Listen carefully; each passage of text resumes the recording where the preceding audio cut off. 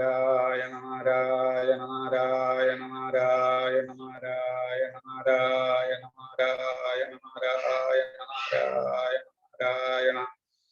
ഹരേ രാമ രാമ രാമ ഹരേ ഹരേ.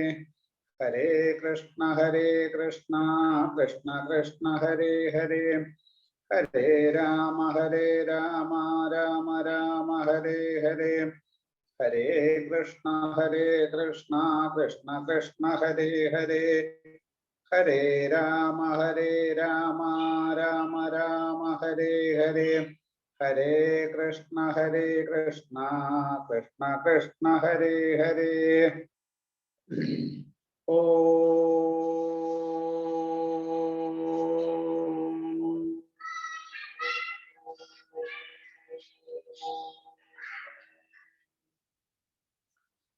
ഗുരുർബ്രഹ്മ ഗുരുർവിഷ്ണു ഗുരുർദേവോ മഹേശ്വര ഗുരു സാക്ഷാത് പരം ബ്രഹ്മ തസ്മൈ ശ്രീ ഗുരവേ നമഃ.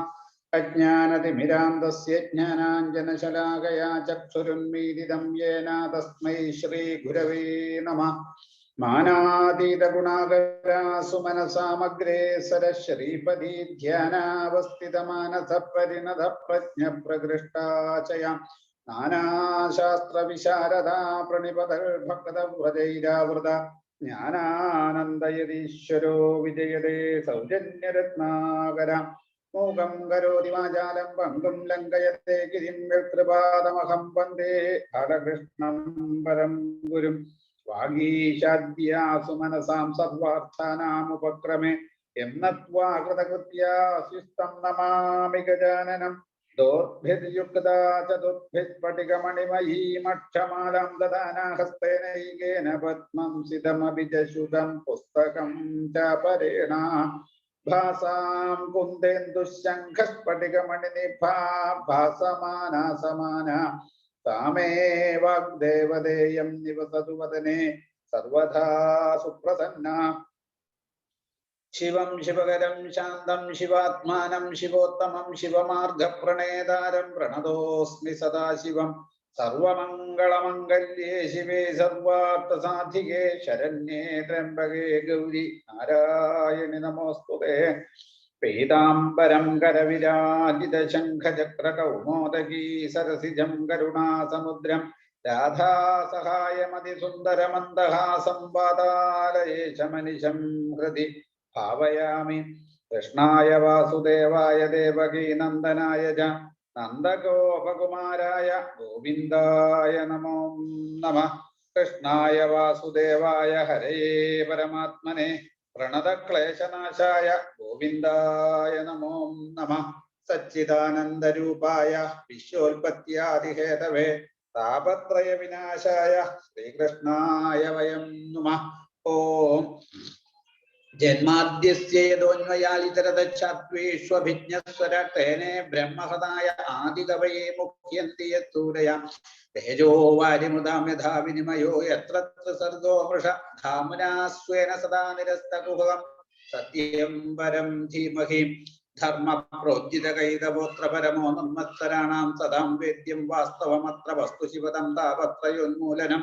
ശ്രീമദ്ഭാഗവതേ മഹാമുനികൃതേ കിം വാ പരൈരീശ്വര സദ്യോ ഹൃദ്യവരുദ്ധ്യതേ പ്രകൃതിശുശ്രൂഷുഭിത്തൽക്ഷണാൽ നിഗമകൽപതരോർഗളിതം ഫലം സുഖമുഖാതമൃതദ്രവസംയുധം പിബത ഭാഗവതം രസമാലയം മുഹുരവോ രസികാഃ ഭുവി ഭാവുകാഃ. നാരായണം നമസ്കൃത്യ നരം ചൈവ നരോത്തമം ദേവീം സരസ്വതീം വ്യാസം തതോ ജയമുദീരയേത്. യം പ്രവ്രജന്തമനുപേതമപേതകൃത്യം ദ്വൈപായനോ വിരഹ കാതര ആജുഹാവാ പുത്രേതി തന്മയതയാതരവോഭിനേതുസ്തം സർവഭൂതഹൃദയം മുനിമാനതോസ്മി. യസ്വാനുഭാവമഖിലശ്രുതിസാരമേകമധ്യാത്മദീപമതിഥിതീർഷതാം തമോന്ധം സംസാരിണാം കരുണയാഹ പുരാണഗുഹ്യം തം വ്യാസസൂനമുപയാമി ഗുരും മുനീനാം. മൂകം കരോതി വാചാലം പങ്കും ലംഘയതേ ഗിരിം യത്കൃപാദമഹം വന്ദേ പരമാനന്ദമാധവം. യം ബ്രഹ്മാ വരുണേന്ദ്ര രുദ്രമരുതത്തുന്വന്തി ദിവ്യൈസ്തവൈർവേദൈ സാംഗപദക്രമോപനിഷദൈർഗായന്തി യം സാമകാഃ. ധ്യാനാവസ്ഥിത തദ്ഗതേന മനസാ പശ്യന്തി യം യോഗിനോ യസ്യാന്തന്ന വിദുഃ സുരാസുരഗണ ദേവായ തസ്മൈ നമഃ. കോമളം കൂജയൻ വീണും ശ്യാമളോയം കുമാരക വേദവേദ്യം പരബ്രഹ്മ വാസതാം പുരതോ മമ ഭൂതേർമഹദ്ഭിജയിമാ പുരോ വിഭുർനിർമായശേതേ യതമോഷു പൂരുഷ ഭുക്തേ ഗുണാൻ ഷോഡശ ഷോഡശാത്മക സ്വരംഗൃശിഷ്ട ഭഗവാൻ വജാംസി മേ. ഓം നമോ ഭഗവതേ വാസുദേവായ. ശ്രീ ഗുരുവായൂരപ്പ ശരണം. ഹര ഹര നമ പാർവതീപതേ. ഹര ഹര മഹാദേവ. സർവത്ര ഗോവിന്ദനാമ സങ്കീർത്തനം. ഗോവിന്ദ ഗോവിന്ദ. ശ്രീകൃഷ്ണായ നമോ നമഃ. സജ്ജനങ്ങൾക്ക് എല്ലാവർക്കും വിനീതമായ നമസ്കാരം.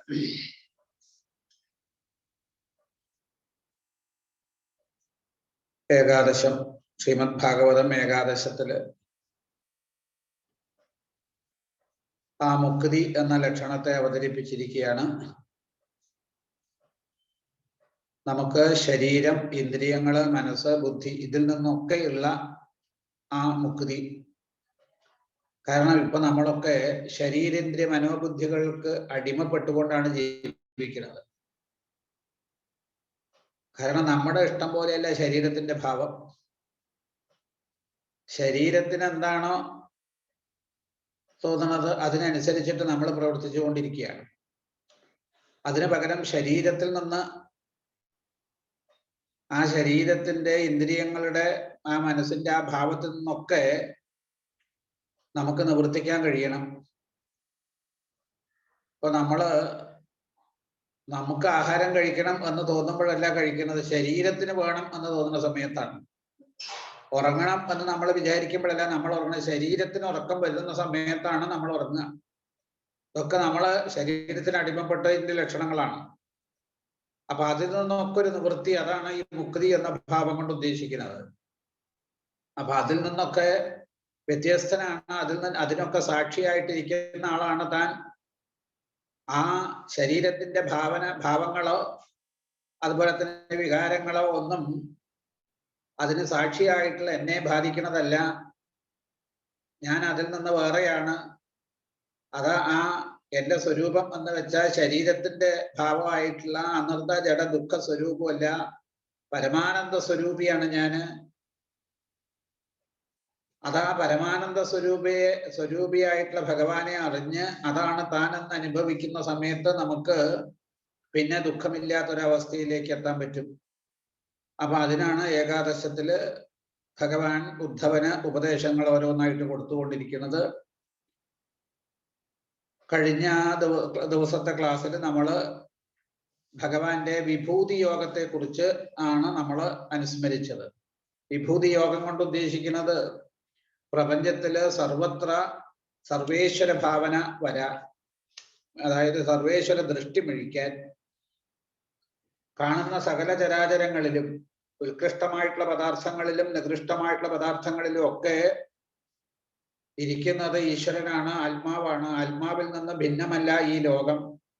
അപ്പൊ ഈ ലോകത്തിൽ എന്തൊക്കെ കാണുന്നുണ്ടോ അതൊക്കെ ആ ആത്മാവിന്റെ തന്നെ സ്വരൂപാന്തരങ്ങളാണ് എന്ന് മനസ്സിലാക്കിയിട്ട് എല്ലാറ്റിനെയും ആത്മഭാവത്തിൽ കാണുക. അപ്പൊ അങ്ങനെ എല്ലാറ്റിലും ആത്മഭാവത്തെ കാണുക എന്ന് വെച്ചാൽ എല്ലാറ്റിലും ആത്മാവായിട്ടുള്ള ഈശ്വരനാണ് ഇരിക്കുന്നത് എങ്കിലേ നമുക്ക് ആ ബോധം ഉണ്ടായാൽ മാത്രമേ നമുക്ക് എല്ലാറ്റിനെയും ഈശ്വരഭാവത്തിൽ കാണാനും അനുഭവിക്കാനും പറ്റുള്ളൂ. എല്ലാ പദാർത്ഥങ്ങളിലും അന്തര്യാമിയായിട്ടിരിക്കുന്ന ആ ആത്മാവിനെ അറിയുക എന്ന് വെച്ചാൽ തന്നെ ജീവന്മാരെ സംബന്ധിച്ച് വലിയ പണിയാണ്. അത് പെട്ടെന്നൊന്നും കിട്ടില്ല. കാരണം നമ്മുടെ ഉള്ളിൽ ഈ ആത്മഭാവം എന്നുള്ളത് നമ്മൾ അതിനെ അനുഭവിച്ചിട്ടില്ല. അത് വളരെ അതായത് വിരളമായിട്ട് മാത്രമേ നമുക്ക് ആ ഒരു ഭാവം വരുള്ളൂ. പിന്നെ നമ്മൾ അനുഭവിക്കുന്നതൊക്കെ എന്താണ്? വിഷയഭാവനകളാണ്. ആ വിഷയഭാവന കൊണ്ടാണ് നമുക്ക് ആത്മാവിനെ ആ വേണ്ടതുപോലെ അറിയാനായിക്കൊണ്ട് കഴിയാത്തത്. ഇപ്പൊ നമ്മളിപ്പോ ഭഗവാനെ ധ്യാനിക്കണം എന്ന് വെച്ചാൽ അത് ഒരുപാട് പണിയുണ്ട്. നമ്മുടെ മനസ്സൊന്നും ഭഗവാനിൽ നിൽക്കില്ല. അതേസമയം ലോകത്തിലെ വിഷയങ്ങളെ കുറിച്ചാണെങ്കിലോ നമുക്കൊരു പ്രയാസവും ഇല്ലാണ്ട് നമ്മുടെ മനസ്സിൽ നമ്മൾ നിരൂപിക്കുന്ന സമയത്ത് തന്നെ ആ വിഷയത്തിന്റെ സ്ഫുരണം ഉണ്ടാവും, അല്ലെങ്കിൽ ആ ഭാവന നമ്മുടെ ഉള്ളിൽ വരും. ഇപ്പൊ ഗുരുവായൂരപ്പനെ ധ്യാനിക്കണം എന്ന് പറഞ്ഞാൽ നമുക്ക് അവിടെ അതിനൊക്കെ ഒരുങ്ങിയിരുന്ന് ഭഗവാന്റെ ഫോട്ടോ ഒക്കെ മുന്നിൽ വെച്ച് അങ്ങനെ ആ ഭഗവാനെ ഓരോന്ന് നോക്കി ഭാവങ്ങളായിട്ട് അല്ലെങ്കിൽ പാദാദികേശവും കേശാദിപാദവും ഒക്കെ നോക്കി പിന്നെ കണ്ണടച്ച് ആ രൂപത്തെ ഉള്ളിൽ കാണുന്ന സമയത്ത് തന്നെ അപ്പോഴേക്കും ആ രൂപം മാറിയിട്ട് വേറെ എന്തെങ്കിലുമൊക്കെ വിഷയവാസനകളാണ് വരിക.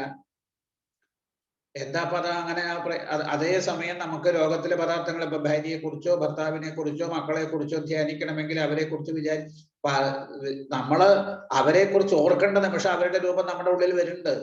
എന്താ കാരണം? നമുക്ക് അതൊക്കെ പ്രിയപ്പെട്ടതായിട്ട് തീർന്നിരിക്കുക. പ്രിയപ്പെട്ടതായിട്ടുള്ള ഈശ്വരനെ നമ്മൾ മറന്നിട്ട് ആ അത്രയൊന്നും പ്രിയമല്ലാത്തതായിട്ടുള്ള ബാഹ്യമായിട്ടുള്ള വസ്തുക്കള്,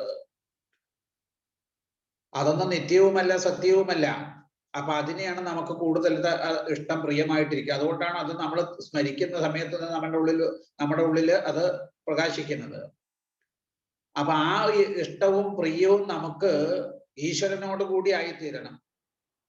അങ്ങനെ ഈശ്വരനോട് കൂടി ഇഷ്ടവും പ്രിയവും ആയി തീർന്നു കഴിഞ്ഞാൽ തീർച്ചയായിട്ടും നമ്മൾ കണ്ണടച്ചു കഴിഞ്ഞാൽ നമ്മുടെ ഉള്ളില് ആ രൂപത്തെ നമുക്ക് ദർശിക്കാൻ പറ്റും.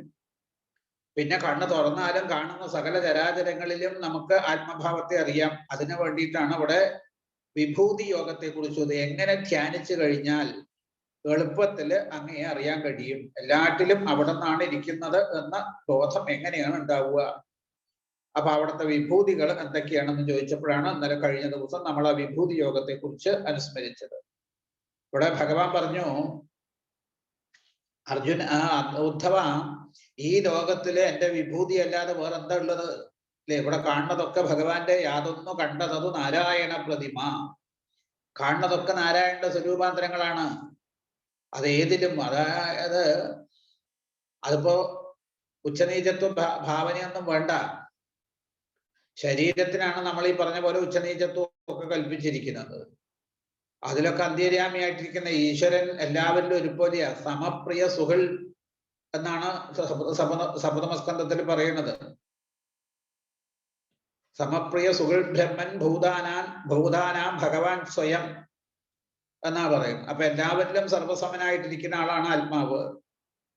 അപ്പൊ ഇവിടെ ആത്മാവിൽ നിന്ന് ഭിന്നമായിട്ട് അല്ലെങ്കിൽ ആത്മാവായിട്ടുള്ള എന്റെ വിഭൂതി അല്ലാണ്ട് ഈ ലോകത്തിൽ എന്താ ഉള്ളത്? വെള്ളത്തിലും കരിയിലും ആകാശത്തിലും കാണപ്പെടുന്ന എല്ലാ വസ്തുക്കളും എന്റെ വിഭൂതികൾ മാത്രമാണ്. അതാണ് ഉദ്ധവനോട് ഭഗവാൻ പറഞ്ഞു കൊടുക്കുന്നത്. അല്ലെങ്കിലോ അതായത് ഇവിടെ പറയുന്ന ഉദ്ധവ, ഇതൊക്കെ എല്ലാറ്റിലും ഈ കാണുന്നതൊക്കെയും എന്റെ വിഭൂതി അല്ലാതെ വേറെന്താ? അല്ലെങ്കിൽ ഉദ്ധവ, ഏകനും അദ്വിതീയനുമായ എന്നിൽ നിന്നല്ലാതെ മറ്റാരിൽ നിന്നാണ് ഈ പദാർത്ഥങ്ങളൊക്കെ ഉണ്ടായിരിക്കുന്നത്?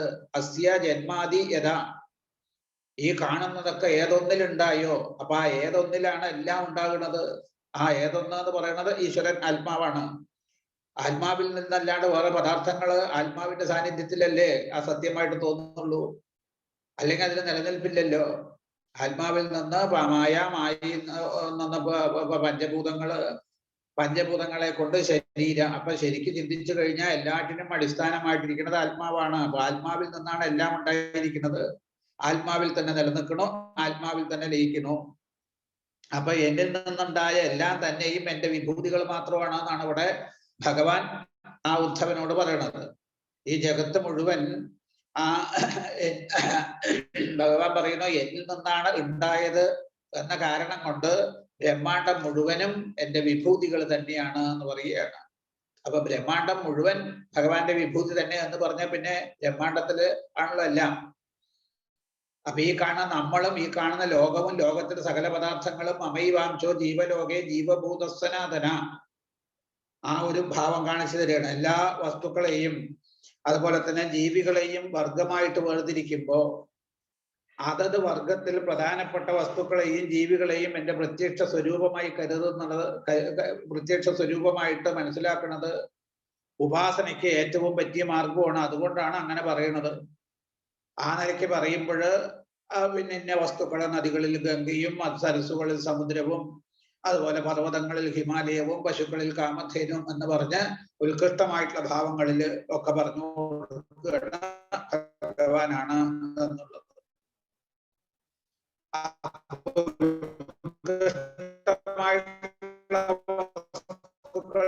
മാത്രമല്ല ഭഗവാൻ ആത്മാവ് തന്നെയാണ്, എല്ലാറ്റിലും ആത്മാവാണ് എന്ന് ബോധിച്ചു എല്ലാറ്റിനെയും ആത്മഭാവത്തിൽ കാണാൻ ശരീരഭാവത്തെ അതിക്രമിച്ച് ആത്മഭാവത്തിൽ എത്തുമ്പോൾ നമുക്ക് പിന്നെ ആ ഉച്ചനീചത്വ ഭേദമൊന്നുമില്ല, എല്ലാറ്റിലും സർവസമനായിട്ട് വളങ്ങുന്ന ആത്മാവ്. അപ്പൊ എല്ലാ വർഗങ്ങളിലും പ്രധാന വസ്തുക്കളെ ഞാനായിട്ട് കണ്ടുകൊള്ളണം എന്നാണ് ഉദ്ധവനോട് ഭഗവാൻ പറഞ്ഞു കൊടുത്തത്. ഇതിൽ ഏതൊരു വസ്തുവിനെയും ഈശ്വര ബുദ്ധിയോടെ ഭക്തി ശ്രദ്ധ വിശ്വാസത്തോടു കൂടി ഉപാസിക്കുകയും ആരാധിക്കുകയും ചെയ്യാം. ഇപ്പോ അതായത് ചട്ടുകാരി പോത്തായിട്ട് ബ്രഹ്മത്തെ ഭാവന ചെയ്ത ഒരു കാര്യസ്ഥന്റെ കഥ പറയാറുണ്ട്. അതായത് വലിയ മഹാനായിട്ടുള്ളൊരു ബ്രാഹ്മണനെ സേവിച്ചുകൊണ്ട് അദ്ദേഹത്തിന്റെ കാര്യസ്ഥനായിട്ട് കഴിയുകയാണ്. അവിടെ ഇഷ്ടം പോലെ അദ്ദേഹത്തിന് ആ ആൾക്ക് കാര്യസ്ഥന് എന്താ പണി വെച്ചാല് ബ്രാഹ്മണന്റെ കാര്യങ്ങളൊക്കെ നോക്കുക മാത്രമല്ല, പിന്നെ അദ്ദേഹം ആ പോത്ത്, അതായത് പശുക്കളെയും കാളകളെയൊക്കെ മേയ്ക്കുക. അപ്പൊ അതിലൊരു പോത്തുണ്ട്. അപ്പൊ ഇവിടെ ബ്രാഹ്മണനാണ്, തന്റെ സ്വാമിയായിട്ടുള്ള ബ്രാഹ്മണനാണ് വെച്ചാൽ ധ്യാനത്തിൽ ഇരിക്കുന്നതൊക്കെ കാണും ഈ ആള്. അപ്പൊ ഒരു ദിവസം ചോദിച്ചു, തമ്പ്രാനെ അങ്ങ് ആരെയാണ് ധ്യാനിക്കുന്നത്, എന്തിനെയാണ് ധ്യാനിക്കുന്നത് എന്നാണ്. അപ്പൊ പറഞ്ഞു ബ്രഹ്മത്തിനെയാണെന്ന്. ബ്രഹ്മമോ, അതെങ്ങനെ ഇരിക്കുന്നതാണ്? അദ്ദേഹത്തിനിപ്പോ അയാൾ ആ ബ്രഹ്മത്തെ കുറിച്ച് ചോദിച്ചപ്പോ അത് അറിയാനുള്ള യോഗ്യതയൊന്നും ഇല്ലാത്ത ആളാണ് എന്നുള്ള നിലയ്ക്ക് അദ്ദേഹത്തിന് ദേഷ്യം വന്നു അത് ചോദിച്ചപ്പോ. കാരണം ദേഷ്യം വരിക എന്ന് വെച്ചാൽ അദ്ദേഹം ബ്രഹ്മത്തെ അറിഞ്ഞിട്ടില്ല എന്നുള്ളതാണ് സത്യം. അപ്പൊ എന്താ പറഞ്ഞത്, അത് നല്ല ചട്ടുകാരി പോത്തിനെ പോലെ ഇരിക്കുന്നതാണ്. പിന്നെ അയാള് മേയ്ക്കാൻ കൊണ്ടുപോകുന്ന കൂട്ടത്തിൽ ഒരു പോത്തുണ്ട്. ആ പോത്തിനെ ശരിക്കും ബ്രഹ്മം എന്ന ഭാവത്തിൽ, ഈശ്വരഭാവത്തിൽ തന്നെ സേവിക്കാൻ തുടങ്ങി എന്നാണ്, ശുശ്രൂഷിക്കാൻ തുടങ്ങി. അങ്ങനെ ഇപ്പോ നമ്മൾ ഏതൊരു ഭാവന കൊണ്ടാണോ ഈശ്വരനെ അങ്ങോട്ട് സമീപിക്കുന്നത്, ആ ഭാവനയിലാണല്ലോ ഈശ്വരൻ നമ്മളെയും സമീപിക്കുക. ഇയാൾക്കിപ്പോ ശരിക്കും പറഞ്ഞാല് ആ പോത്ത് തന്നെയാണ് ബ്രഹ്മമായിട്ടിരിക്കുന്നത്. അപ്പോഴാണ് അമ്പലത്തിൽ ഉത്സവമാണ്. ഉത്സവത്തിന് ആളുകളൊക്കെ ഒരുപാട് തൊഴാൻ നിൽക്കുന്നുണ്ട്. ശ്രീകോവിലിന്റെ അകത്തു നിന്ന് ഭഗവാനെ, അതായത് ഭഗവാന്റെ തടമ്പിനെ പുറത്തേക്ക് എഴുന്നള്ളിക്കുകയാണ്, ആന പുറത്ത് കയറ്റി ശിവേലിക്ക് വേണ്ടിയിട്ട്. പക്ഷേ അന്ന് മേശാന്തി തടമ്പ് എഴുന്നള്ളിക്കാനായിട്ട് എടുത്ത സമയത്ത് ശ്രീകോവിലിന്റെ കട്ടലവാതിൽ പുറത്തേക്ക് ഇറങ്ങാൻ പറ്റില്ല, എന്തോ ഒരു തടസ്സം എന്നാണ്. നോക്കുമ്പോ ഒന്നും കാണാനും ഇല്ല. അദ്ദേഹത്തിന്റെ കയ്യിൽ തന്നെയാണ് ഭഗവാന്റെ തടമ്പിരിക്കുന്നത്. പക്ഷെ അദ്ദേഹത്തിന് ഇങ്ങോട്ട് കടക്കാൻ പോയി എന്തോ നല്ലൊരു തടസ്സം വരികയാണ്, കട്ടല മുട്ടുക. ഒരുപാട് ആളുകൾ തൊഴാൻ നിൽക്കുന്നുണ്ട്. അവരൊക്കെ പരിഭ്രമിച്ചു മേശാന്തി അമ്പരന്നു. അപ്പോഴാണ് അത്ര ഇദ്ദേഹം ആ കൂട്ടത്തിൽ തൊഴാൻ നിൽക്കുന്നുണ്ട് എന്നാണ്. അപ്പൊ എന്താ അദ്ദേഹം വിളിച്ചപ്പോൾ, തമ്പ്രാനെ ആ പോത്തിന്റെ കൊമ്പ് തടഞ്ഞിട്ടാണ് പുറത്തേക്ക് വരാൻ വിഷമം, ഒന്ന് ചെരിച്ച് കടത്തിക്കൊള്ളൂ എന്നാണ്. ഇത് കേട്ടപ്പോ അദ്ദേഹം ചെരിച്ച് തടമ്പിനെ പുറത്തേക്ക് ഇറങ്ങി, വിഷമം ഉണ്ടായില്ല. എന്താ എല്ലാവരും അവിടെ ഭഗവത് തടമ്പിനെ കാണുന്ന സമയത്ത് ഇയാള് അദ്ദേഹത്തിന്റെ സ്വാമി പറഞ്ഞതുപോലെ ആ ഭഗവാനെ ശരിക്കും ചട്ടുകാലി പോത്തായിട്ട് തന്നെയാണ് ഉപാസിച്ചത്. അതുകൊണ്ട് അങ്ങനെ ആ ഭാവത്തിലാണ് അദ്ദേഹത്തിന്റെ ദർശനം കൊടുക്കുന്നത്. അപ്പൊ ഒന്ന് ആലോചിച്ച് നോക്കാം. അപ്പോ ഈ പ്രപഞ്ചത്തിൽ ഏതും ആ ഭഗവാന്റെ തന്നെ സ്വരൂപാന്തരാണ്. ഏതൊരു വസ്തുവിനെയും ഈശ്വര ബുദ്ധിയോടുകൂടി ശ്രദ്ധാഭക്തി വിശ്വാസത്തോടുകൂടി ഉപാസിക്കുകയും ആരാധിക്കുകയും ചെയ്യാം. അങ്ങനെ ചെയ്യുന്നത് കൊണ്ട് ഭക്തൻ വളരെ വേഗത്തില് ഭഗവത് അനുഗ്രഹത്തിന് പാത്രമായിട്ട് തീരും. ഇങ്ങനെയാണ് ആ വിഭൂതി യോഗത്തെ കുറിച്ച് നമ്മൾ കഴിഞ്ഞ ദിവസം പറഞ്ഞതിന്റെ താല്പര്യം. അത് കഴിഞ്ഞ് ഇനി ഭഗവാനോട് ഉദ്ധവൻ ചോദിക്കുകയാണ്, ഇനി വർണ്ണാശ്രമ ധർമ്മങ്ങളെ കുറിച്ച് പറഞ്ഞു തരണം. അതായത് വർണ്ണധർമ്മങ്ങളും ആശ്രമധർമ്മങ്ങളൊക്കെ അനുഷ്ഠിക്കണം എന്ന് പറഞ്ഞു. കുറച്ച് കഴിഞ്ഞപ്പോൾ അതിന്റെ ആവശ്യമില്ല എന്നും പറഞ്ഞു. അത് എങ്ങനെയാണെങ്കിൽ വർണ്ണാശ്രമ ധർമ്മങ്ങളൊക്കെ മനഃശുദ്ധി ഉണ്ടാവാൻ വേണ്ടിയിട്ട് അനുഷ്ഠിക്കേണ്ടതാണ്. മനുഷ്യ ജീവിതത്തിന്റെ ലക്ഷ്യം ഈശ്വരനാണ്. ആ ഈശ്വരനാകുന്ന ലക്ഷ്യത്തെ പ്രാപിക്കാനുള്ള ആ ഒരു മാർഗമാണ് ഈ വർണ്ണാശ്രമ ധർമ്മങ്ങളെ കൊണ്ടൊക്കെ കൽപ്പിതമായിരിക്കുന്നത്. അതായത് ധാർമ്മികമായിട്ടുള്ള പാതയിലൂടെ ജീവിതം നയിച്ച് മനുഷ്യൻ ധാർമ്മികനായിട്ട് തീർന്ന് ആ ധാർമ്മികമായിട്ടുള്ള പാതയിലൂടെ നമുക്ക് മാത്രമേ ഈശ്വരനാകുന്ന ലക്ഷ്യത്തിലേക്ക് എത്താൻ പറ്റുള്ളൂ. അതിനു വേണ്ടിയിട്ടാണ് ഇവിടെ മറ്റുള്ള ജീവജാലങ്ങൾക്കൊന്നും ഈ വർണ്ണാശ്രമ ധർമ്മങ്ങൾ ബാധകമല്ല, മനുഷ്യന് മാത്രമാണ്. കാരണം മനുഷ്യജന്മം കൊണ്ട് മാത്രമേ നമുക്ക് ആത്മപ്രാപ്തി എന്ന ലക്ഷ്യത്തിലേക്ക് എത്താൻ പറ്റുള്ളൂ, മറ്റൊരു ജന്മം കൊണ്ടും പറ്റില്ല. അപ്പൊ ഈ ആത്മപ്രാപ്തിയാകുന്ന ലക്ഷ്യത്തിലേക്ക് നിദാനമായിട്ട് അല്ലെങ്കിൽ അതിനുള്ള വഴി കാണിച്ചു തരികയാണ് വർണ്ണാശ്രമ ധർമ്മങ്ങള്. ആ വർണ്ണാശ്രമ ധർമ്മങ്ങളൊക്കെ നമ്മൾ തെറ്റുകൂടാണ്ട് ആചരിച്ചു കഴിഞ്ഞാൽ മനുഷ്യൻ ധാർമ്മികനായിട്ട് തീർന്ന് അവൻ മനഃശുദ്ധി വന്ന് തൻ്റെ ഉള്ളിൽ ആത്മാവായിരിക്കുന്ന ഈശ്വരനെ അറിഞ്ഞ് സാക്ഷാത്കരിക്കും. അപ്പോ വർണ്ണാശ്രമധർമ്മങ്ങളുടെയൊക്കെ ലക്ഷ്യം ഈശ്വരൻ. വർണ്ണങ്ങളും ആശ്രമങ്ങളും ഒക്കെ പ്രപഞ്ചത്തിൽ ആവശ്യമാണ്. ആ ലോകത്തിന്റെ നിലനിൽപ്പിന് വേണ്ടിയിട്ട്, ധർമ്മത്തിന്റെ നിലനിൽപ്പിന് വർണ്ണാശ്രമധർമ്മങ്ങൾ അത്യാവശ്യമാണ്. അത് ഒന്ന് താഴെ ഒന്ന് മേലെ എന്നൊന്നുമില്ല. ഒരു ശരീരത്തിലെ അവയവങ്ങളൊക്കെ എത്രത്തോളം നമുക്ക് പ്രിയപ്പെട്ടതും ഉപയുക്തവുമാണോ അതുപോലെയാണ് ശരീരത്തിന്റെ നിലനിൽപ്പിന് ഈ അവയവങ്ങൾ എല്ലാം പൂർണ്ണമായിട്ടുണ്ടായാലല്ലേ ആ ശരീരത്തിന്റെ അനുഭവങ്ങളൊക്കെ വേണ്ടതുപോലെ അനുഭവിക്കാൻ പറ്റുള്ളൂ, ആ ശരീരം നിലനിൽക്കുള്ളൂ. ഇതുപോലെയാണ് ആ ഈശ്വര സാക്ഷാത്കാരമാകുന്ന ലക്ഷ്യത്തിന് ഈ വർണ്ണാശ്രമ ധർമ്മങ്ങള് അനുഷ്ഠിക്കുന്നത്.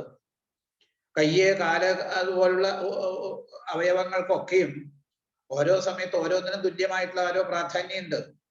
ഒന്ന് താഴെയല്ല, ഒന്ന് മീതിയല്ല. ഇതുപോലെയാണ് വർണ്ണാശ്രമ ധർമ്മങ്ങളും. അത് പ്രപഞ്ചത്തിന്റെ ആ പ്രപഞ്ചത്തിലുള്ള ആ ധാർമ്മികമായിട്ടുള്ള ജീവിത രീതിക്ക് ഇത് അത്യാവശ്യമാണ്. ഇതുകൊണ്ടാണ് നമുക്ക് മനസ്സിനെ ശുദ്ധീകരിച്ചിട്ട് ആ ജീവിതത്തിന്റെ ലക്ഷ്യത്തെ, ആ ഈശ്വരനെ അറിയാനായിക്കൊണ്ട് പറ്റുള്ളൂ എന്നാണ്. അപ്പൊ ഇവിടെ അത് ചോദിച്ചു 17ാമത്തെ അധ്യായത്തില് ഉദ്ധവൻ യസ്ത്വയാവിഹിത പൂർവം ധർമ്മത്വൽ ഭക്തി ലക്ഷണ വർണ്ണാശ്രമാചരവതാം സർവേഷാം ദിപതാമഭി. വർണ്ണാശ്രമ ധർമ്മങ്ങളെ വിധി പോലെ അനുഷ്ഠിക്കുകയാണെങ്കിൽ മനഃശുദ്ധി വന്ന് ദൃഢമായിട്ടുള്ള ഭക്തി ഉണ്ടാകും എന്ന് അവിടുന്ന് ഉപദേശത്തിന്റെ ആരംഭത്തില് പറഞ്ഞല്ലോ. അതില് യഥാനുഷ്ഠീയമാനേന ത്വയി ഭക്തിർനൃണാം ഭവേത് സ്വധർമ്മേണാരവിന്ദാക്ഷ തത്സമാഖ്യാതുമരിഹസി. അല്ലയോ ചന്താമരക്കണ്ണനായിട്ടുള്ള ഭഗവാനെ, ഏത് വിധത്തില് ധർമ്മം അനുഷ്ഠിച്ചു കഴിഞ്ഞാൽ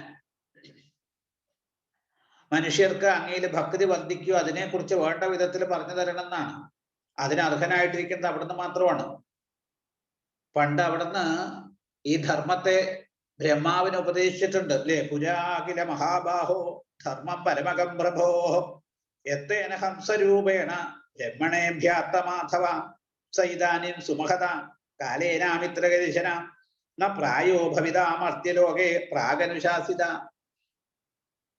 അവിടുന്ന് ഹംസസ്വരൂപത്തിൽ അവതരിച്ചിട്ട് അങ്ങ് ബ്രഹ്മാവിനും സനകാദികൾക്കും ഉപദേശിച്ചതായിട്ടുള്ള ധർമ്മം വളരെ കാലം കഴിഞ്ഞതുകൊണ്ട് ഇപ്പോ സാമാന്യം നഷ്ടപ്രായമായിട്ട് തീർന്നിരിക്കുന്നു എന്നാണ്. ഏതു അങ്ങനെ കാലം കൊണ്ട് ഒക്കെ ഇല്ലാണ്ടാവും.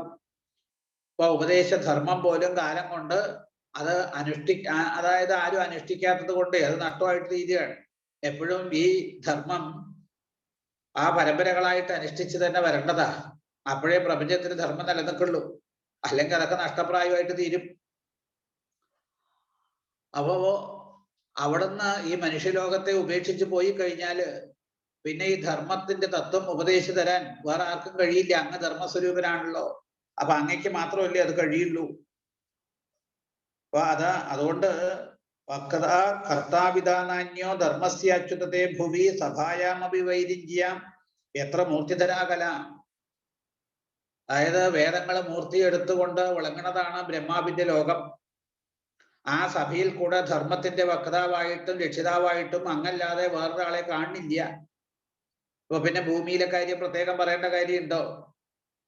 പറയാണ്, ധർമ്മത്തെ നടത്തുന്നവരാണ് കർത്താവിത്ര പ്രവക്താച ഭവതാ മധുസൂദന ചക്രേ മഹീതലേ ദേവാവിനഷ്ടങ്ക പ്രവക്ഷ്യതി തത്വന്ന സർവധർമ്മജ്ഞ ധർമ്മത്വൽ ഭക്തി രക്ഷണ യഥായസ്യ വിധീയേത തഥാ വർണ്ണയമേ പ്രഭോ.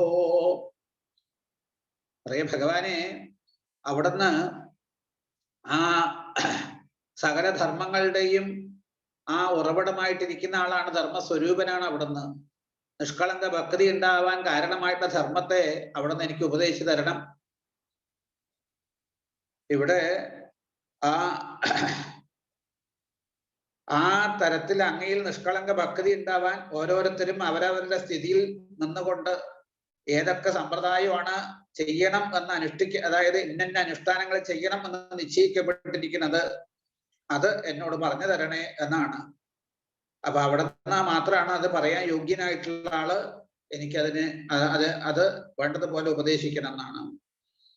ഇത് കേട്ടപ്പോ ഭഗവാൻ ഉദ്ധവന്റെ ഈ ചോദ്യം കേട്ട സമയത്ത് ആ ഉപദേശത്തെ മാനിച്ചുകൊണ്ട് മനുഷ്യർക്കൊക്കെ പരമശ്രേയസ്സിന് ഹേതുവായ അതായത് ക്ഷയമായ മർത്തിയാനാം ധർമാനാഹ സനാതനാൻ, പരമശ്രേയസ്സിന് ഹേതുവായിട്ടുള്ള ധർമ്മത്തെ ഉപദേശിക്കാൻ ആരംഭിച്ചു എന്നാണ്.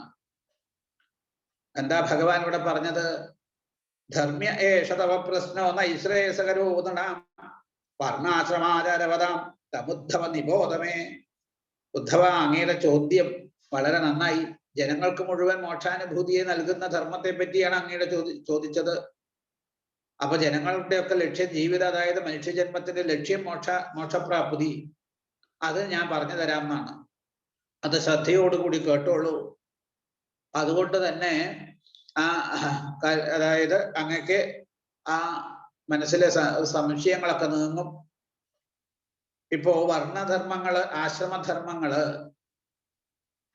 ആദ്യത്തില് ആദോ കൃതയുഗേ വർണ്ണോ നൃണാം ഹംസ ഇതി സ്മൃത കൃതകൃത്യ പ്രജാജാത്യ തസ്മാൽ കൃതയുഗം വിധു. ഈ കൽപ്പത്തിന്റെ ആരംഭത്തില്, കൽപ്പം എന്ന് വെച്ചാൽ ബ്രഹ്മാവിന്റെ പകലിനെയാണ് കൽപ്പം എന്ന് പറയുക. പിന്നെ രാത്രിയെ നൈമിത്തിക പ്രളയം എന്ന് പറയും. ഈ കൽപ്പകാലത്ത് ബ്രഹ്മാവ് സൃഷ്ടിക്കാനായിട്ട് ആരംഭിക്കുന്ന സമയമാണ്. അപ്പൊ ആദിയില് ഈ കൽപ്പം ആരംഭിച്ച സമയത്ത് മനുഷ്യരൊക്കെ ശരിക്കും നിർമ്മല ചിത്തത്തോടു കൂടിയ ആളുകളായിരുന്നു എന്നാണ്. അന്ന് വലിയ വിഷയവാസനകളെ കൊണ്ടൊന്നും മനുഷ്യന്മാര് വിഷയവാസനകളിലൊന്നും പെട്ടിട്ടില്ല. അപ്പൊ ഇവിടെ ഈ 17ഉം 18ഉം അധ്യായങ്ങളിലാണ് ഈ വർണ്ണാശ്രമ ധർമ്മങ്ങളെ കുറിച്ച് പറയണത്. അതില് ഭഗവാന്റെ മുഖത്തു നിന്ന് തന്നെ നിർഗളിച്ചതാണ് അതായത് അനാദിയായിട്ടുള്ള വേദങ്ങൾ. ഈ വേദത്തില് പ്രസിദ്ധമായിട്ട് തീർന്നതായ ഈ വർണ്ണാശ്രമധർമ്മത്തിന്റെ സാമാന്യ രൂപത്തെയാണ് ഇവിടെ ഭഗവാൻ പറയാൻ പോണത്. ഈ നാനാതരത്തിലുള്ള വിഷയവാസനകളെ കൊണ്ട് ദുഷിച്ച മനുഷ്യ ജീവിതത്തെ അതിർത്തി തെറ്റി അധപ്പതിക്കാൻ സമ്മതിക്കാതെ ഒരു കടിഞ്ഞാണിട്ട് പിടിച്ച് ധർമ്മമാർഗത്തിലൂടെ ലക്ഷ്യമായിട്ടുള്ള ഭഗവത് സാക്ഷാത്കാരത്തിലേക്ക് എത്തിക്കലാണ് വർണ്ണധർമ്മങ്ങളും ആശ്രമധർമ്മങ്ങളും, അല്ലെങ്കിൽ വർണ്ണങ്ങളും ആശ്രമങ്ങളും. അപ്പൊ വർണ്ണധർമ്മങ്ങളിലൂടെയും ആശ്രമധർമ്മങ്ങളിലൂടെയും ജീവിത ലക്ഷ്യത്തെ സാക്ഷാത്കരിക്കലാണ് എന്നാണ് പറഞ്ഞതിന്റെ അർത്ഥം.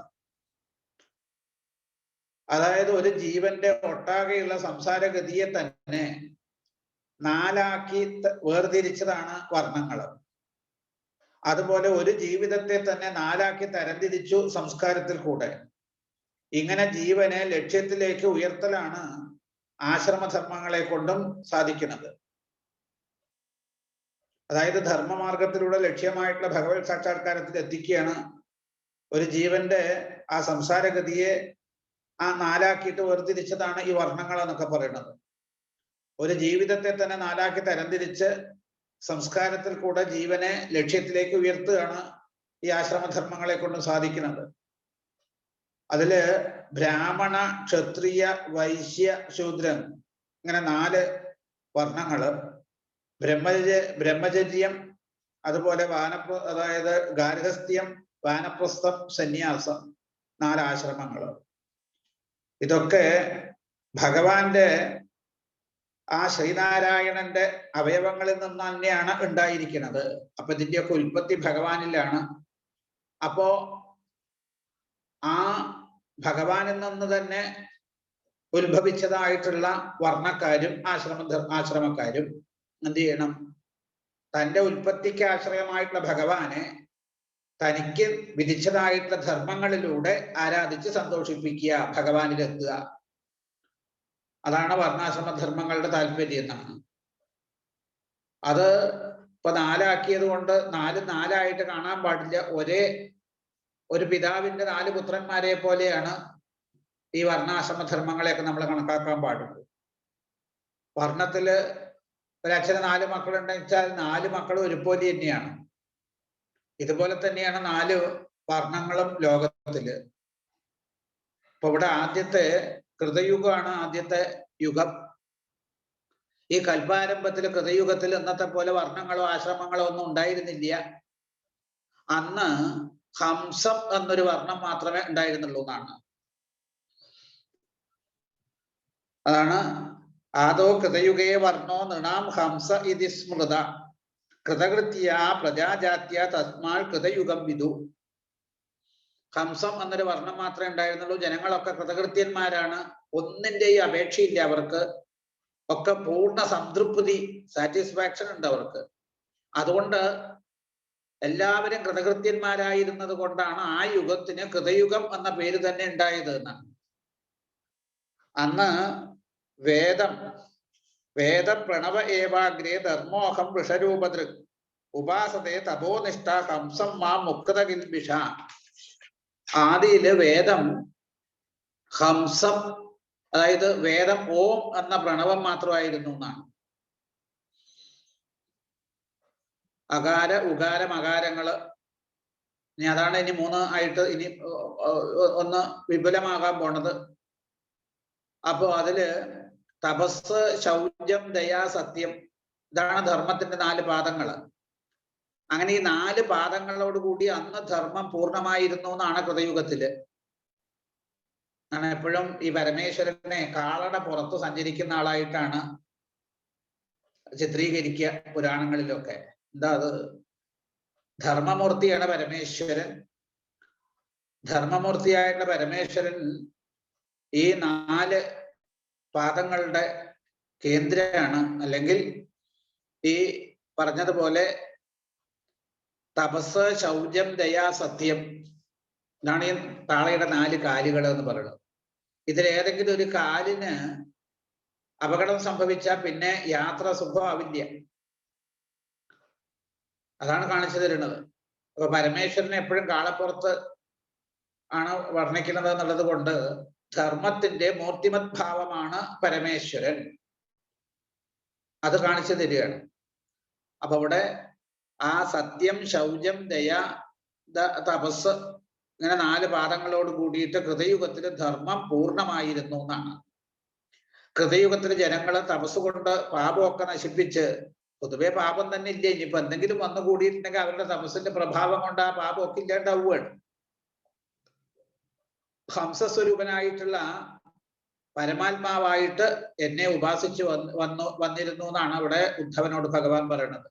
അപ്പൊ കൃതയുഗത്തില് ശരിക്കും തപസ്, ഹംസസ്വരൂപനായിട്ട് പരമാത്മാവായിട്ട് കണ്ണ് അടച്ച് ധ്യാനിക്കുന്ന സമയത്ത് ഉടനെ അവരുടെ ഉള്ളിൽ ഭഗവത് രൂപം തെളിയും. ആ ഹംസസ്വരൂപം, അതാണ് അവരുടെയൊക്കെ ഗുണം.